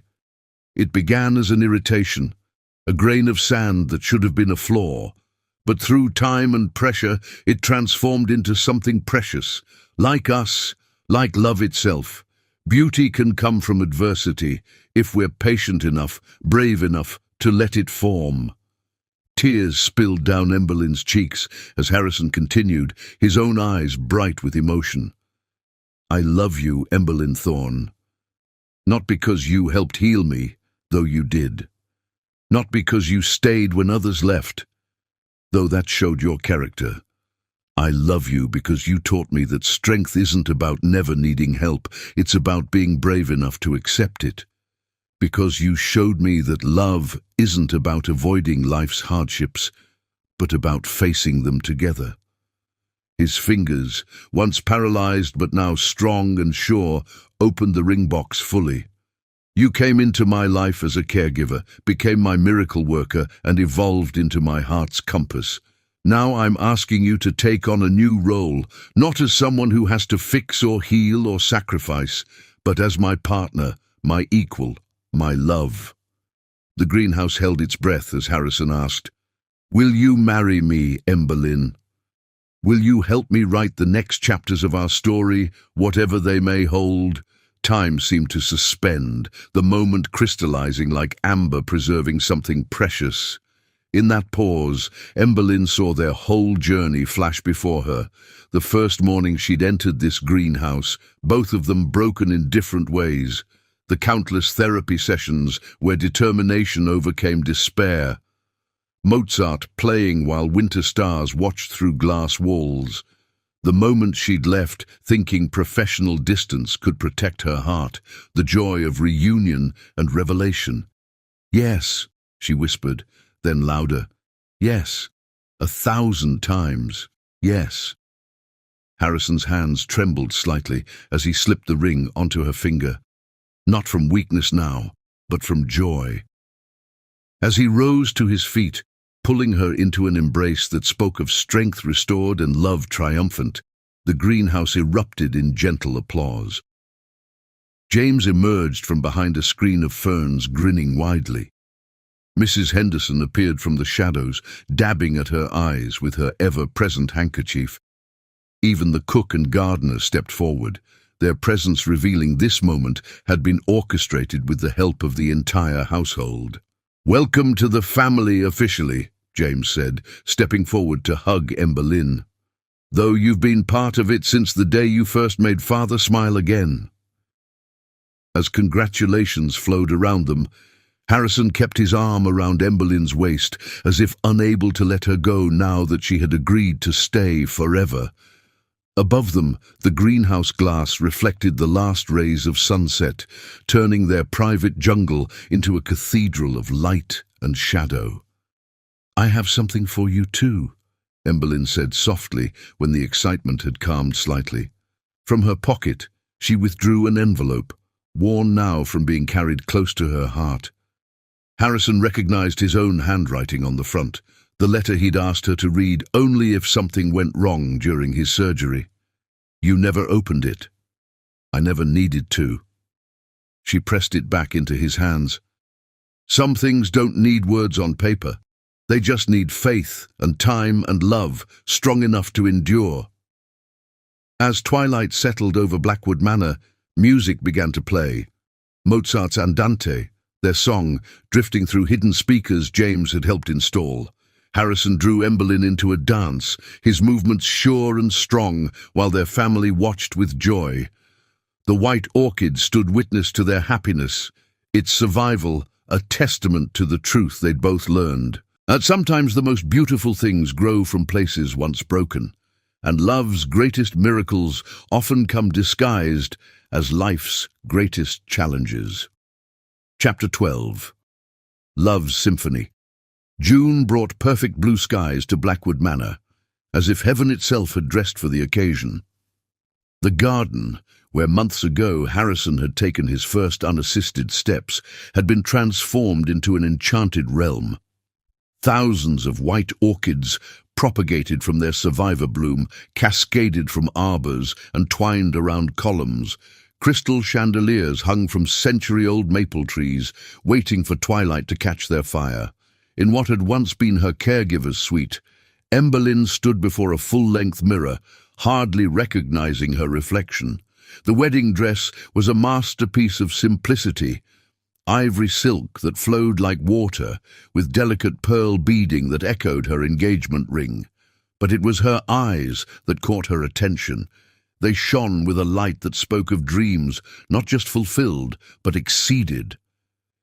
"You look like a fairy tale," Mrs. Henderson said softly, adjusting the cathedral veil with hands that trembled slightly.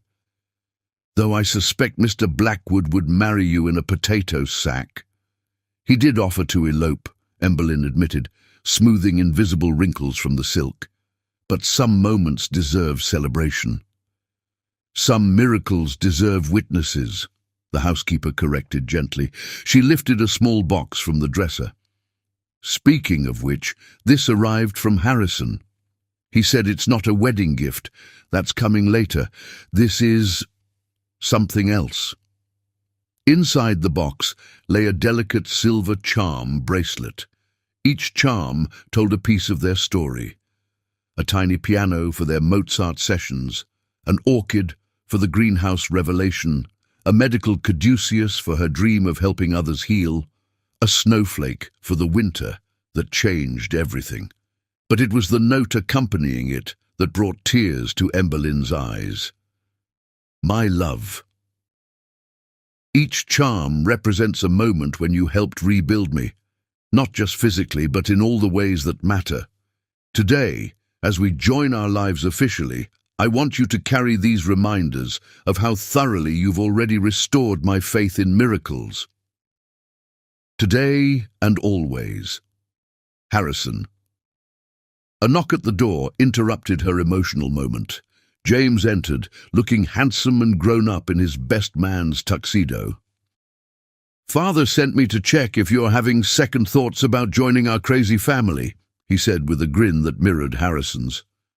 "Though I'm supposed to convince you to stay if you are." Emberlyn laughed, dabbing carefully at her eyes. "No chance of escape plans.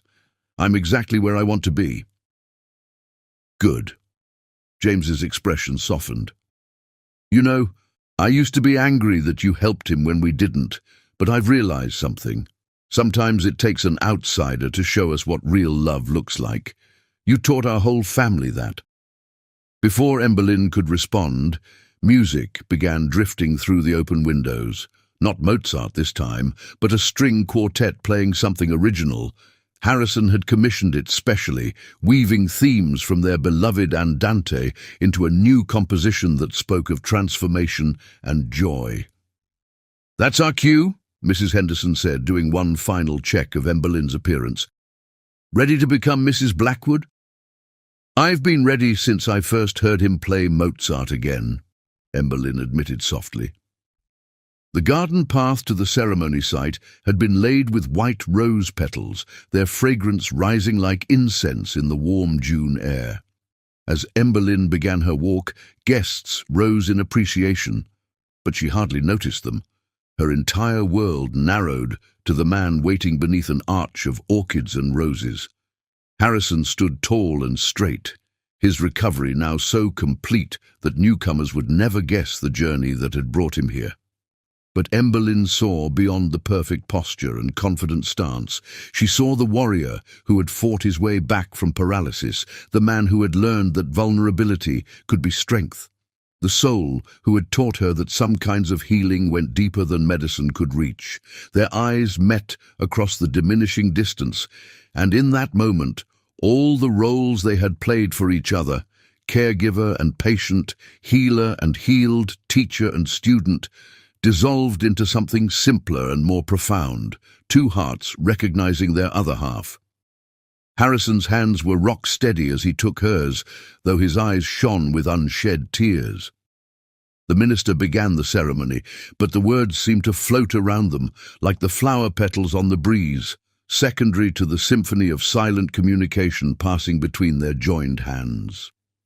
When it came time for their vows, Harrison spoke first, his voice carrying clearly across the hushed garden.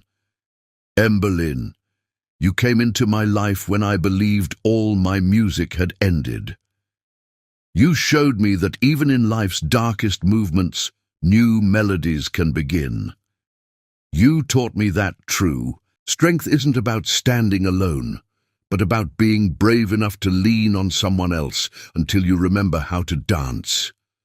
His thumb brushed across her knuckles as he continued, "I vow to be your partner in all of life's symphonies. Both the harmonious passages and the challenging ones. I promise to cherish not just your capacity to heal others, but your own need sometimes to be held and healed. I vow to remember that love, like recovery, is a daily choice. And I choose you, today and always." Tears spilled freely down Emberlyn's cheeks as she responded, "Harrison, you think I taught you about healing, but you taught me about living. You showed me that sometimes the strongest hearts are the ones that have been broken and rebuilt. You helped me understand that caring for others doesn't mean sacrificing yourself. It means finding someone who makes you stronger through partnership." Her voice grew stronger as she continued, "I vow to be your equal in all things, to celebrate your triumphs and support you through challenges. I promise to remember that miracles don't just happen. They're built day by day through love, faith, and determination. I vow to dance with you through whatever music life plays, and to help create new songs when the old ones end." The exchange of rings felt like a formality. Their truest bonds had been forged months ago through shared struggles and victories. But when Harrison's hands, once paralyzed but now sure and strong, slipped the wedding band onto her finger to join her pearl engagement ring, the symbolism brought fresh tears to both their eyes. "I now pronounce you husband and wife," the minister declared, but they had barely waited for his "you may kiss the bride" before coming together in a kiss that spoke of endings and beginnings, of battles won and horizons yet to explore. As they turned to face their cheering guests, the string quartet began their commissioned piece again. But this time, as twilight painted the sky in watercolor hues and crystals began to catch the first starlight, Harrison surprised everyone by leading Emberlyn not toward the reception tent, but to the baby grand piano that had been positioned in the garden. His fingers, strong and sure now, began to play. Not their usual Mozart, but something new. Notes rose into the evening air like prayers of gratitude, and as Emberlyn recognized the melody he'd helped compose for their wedding, she realized it was both a celebration of their journey and a promise of adventures yet to come. They had begun as caregiver and patient, became partners in healing, and emerged as equals in love. And as Harrison played their song beneath a canopy of stars and orchids, surrounded by family and friends who had witnessed their miracle, Emberlyn knew that some symphonies never truly end. They just transform into even more beautiful movements. Chapter 13. Full Circle. 5 years had transformed Blackwood Manor from a place of healing into a sanctuary of joy. The grounds, once formal and austere, now echoed with children's laughter as 4-year-old Charlotte Grace Blackwood chased butterflies through her mother's carefully tended garden. Her younger brother, Thomas Harrison Blackwood, toddled after her on chubby 2-year-old legs, determined to keep up with his sister. Emberlyn watched from the greenhouse doorway as Harrison swung their daughter up into his arms, his movements fluid and strong, no trace remaining of the paralysis that had once threatened to define his life. Charlotte's giggles mixed with the sound of wind chimes Mrs. Henderson had hung throughout the garden, creating a symphony of domestic bliss that still sometimes caught Emberlyn off guard with its perfection. "Mama!" Charlotte called, waving frantically. "Papa's showing me the orchids you saved. Can we grow more?" "Your mother Harrison said, carrying their daughter toward the greenhouse, is the finest orchid whisperer in all of New England. Did you know she once saved a very special flower that everyone else thought was broken beyond repair? Like you, Papa? Charlotte asked, with the innocent wisdom of childhood. Mommy said she helped make you better when you were sick. Harrison's eyes met Emberlyn's over their daughter's dark curls, love and gratitude still evident after all these years. Yes, my dear, exactly like that.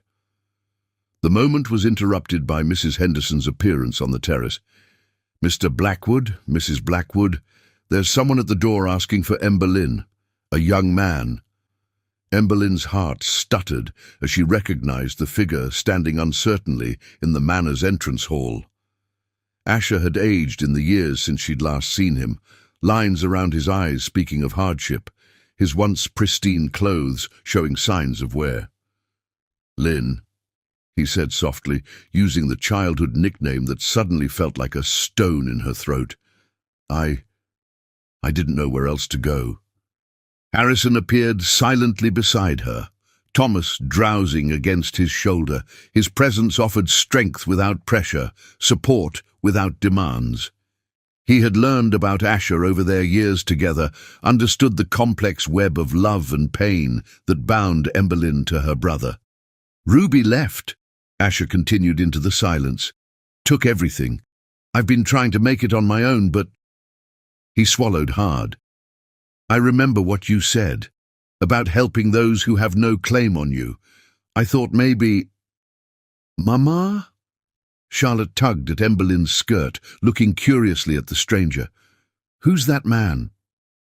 The question crystallized something in Emberlyn's heart.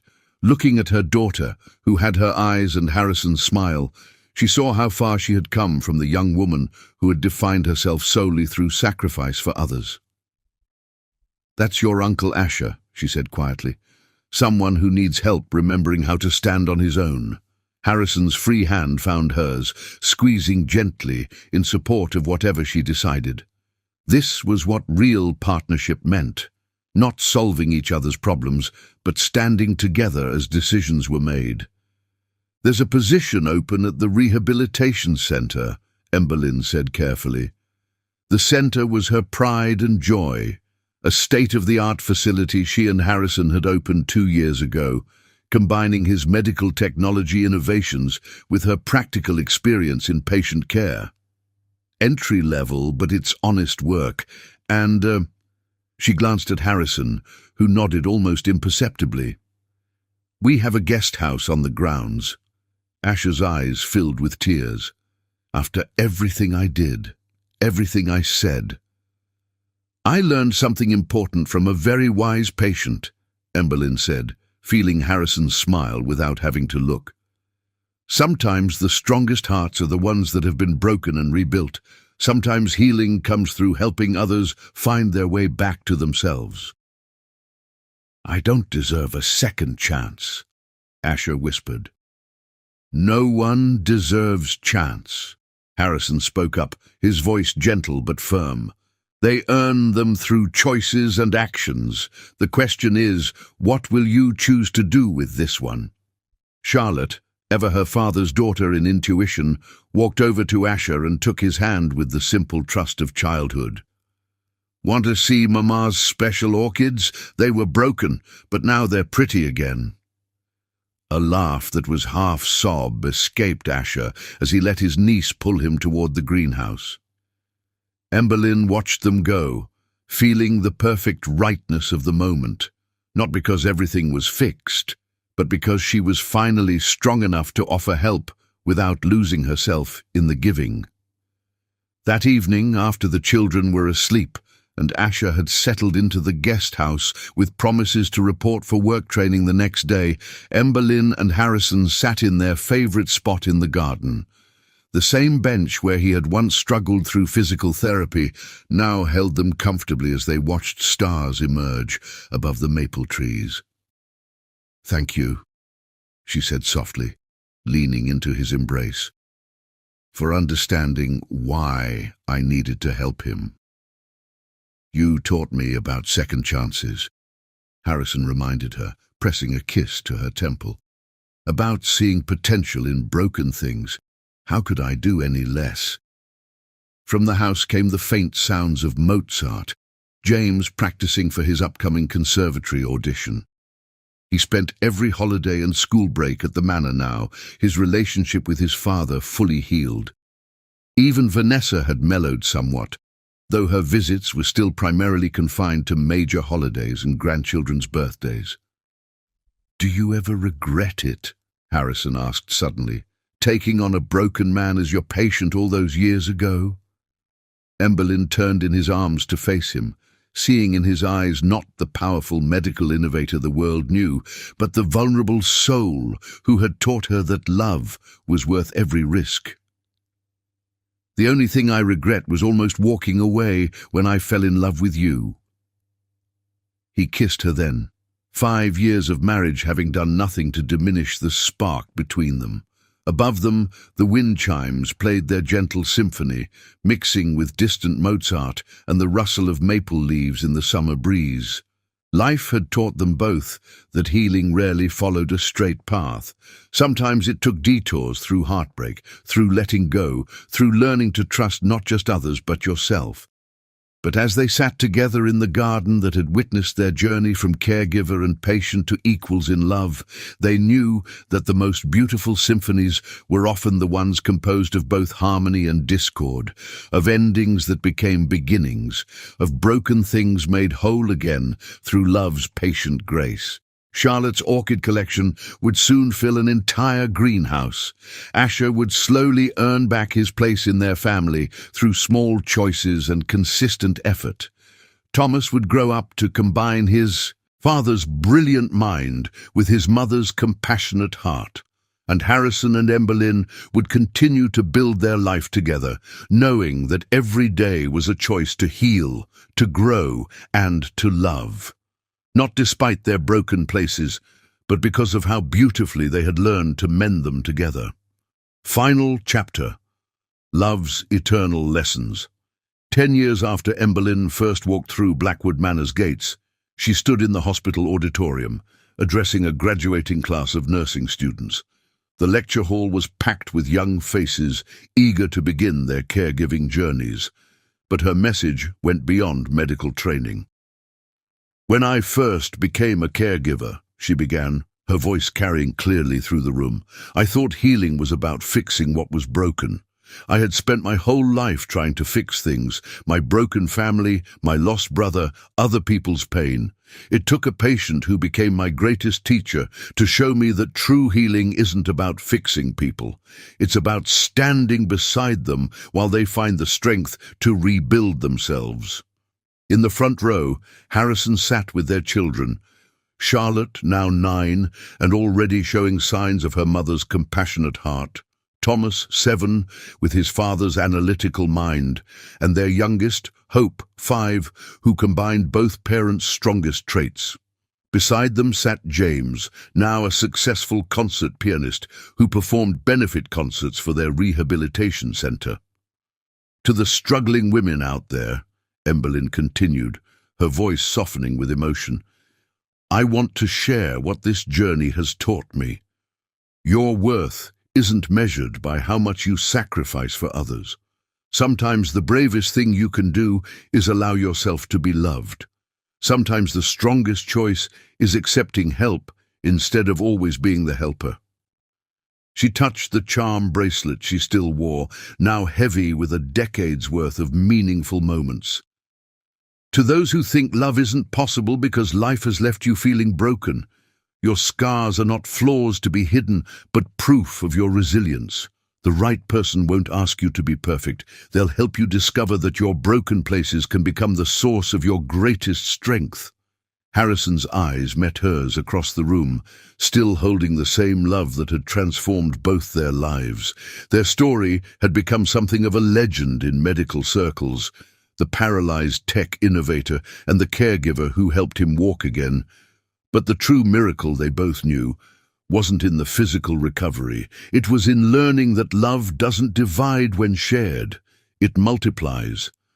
And to the men who believe loyalty and commitment are outdated concepts, she added, her voice carrying a gentle challenge, look around you. Real strength isn't in never needing help, it's in being brave enough to accept it. True masculinity isn't about never showing weakness. It's about having the courage to be vulnerable, to stand by someone through their darkest moments, to love not in spite of imperfections, but because of how beautifully they can be overcome together. In the audience, Asher sat with his new wife, a kind-hearted physical therapist who had helped him learn that love was about growth, not possession. Their 2-year-old daughter slept peacefully in his arms, a symbol of how far he had come in his own journey of healing. Our story isn't just about romance, Emberlyn continued. It's about the choice we make every day to see the best in each other, to believe in possibility even when evidence suggests otherwise. It's about understanding that sometimes our greatest struggles become our greatest gifts if we're brave enough to learn from them and fortunate enough to find people who help us carry them. She gestured to the rehabilitation center, visible through the auditorium windows, a modern facility that combined Harrison's technological innovations with her practical caregiving experience. This center stands as testament to what can be built when we combine innovation with compassion, when we understand that healing happens not just through medicine, but through love, patience, and unwavering faith in human potential. The students listened intently as she concluded, "So, if this story touches your heart, share it. Not because it's a fairy tale. We've had our struggles, our doubts, our moments of fear. Share it because it's real. Because it shows that love isn't about finding someone perfect. It's about finding someone who teaches you that perfection isn't the goal. Growth is." As she stepped down from the podium, Harrison met her halfway, taking her hand in his still strong grip. In the decade since his recovery, he had never taken their ability to touch for granted. Each caress, each embrace remained a celebration of possibility. Their children surrounded them, followed by James and his wife Asher and his family, and even Vanessa, who had finally found peace with their happiness. Mrs. Henderson now, retired but still a beloved part of their extended family, dabbed at her eyes with her ever-present handkerchief. That evening, as sunset painted the manor in shades of promise, the family gathered in the garden that had witnessed so much of their journey. The original orchid, the survivor that had started it all, had propagated into hundreds, creating a living testament to how beauty multiplies when nurtured with love. Mozart played softly from the conservatory, where Charlotte practiced piano under James's tutelage. Thomas explained his latest science project to Harrison, while Hope helped Emberlyn tend to new orchid shoots. The scene was beautifully ordinary, and all the more precious for being once thought impossible. "To anyone reading this story," Emberlyn whispered to the evening air, "know that your broken places don't define you. They prepare you for a love strong enough to handle both your scars and your light. Share this message not because it's ours, but because it might be someone's hope when they need it most." Harrison squeezed her hand, still able to read her thoughts after all these years. Above them, the first stars appeared, while wind chimes played their gentle symphony. The music of their life together had evolved from Mozart's Andante to something richer, a composition of family bonds, healed wounds, and love that grew stronger with each passing season. And somewhere, perhaps, another heart was learning that broken things could become beautiful again, that healing came in many forms, and that love's greatest miracles often arrived disguised as life's greatest challenges. The end. To all who read this tale, share it with someone who needs to believe in healing, in second chances, in love's power to transform. For in sharing stories of hope, we become part of the healing journey ourselves.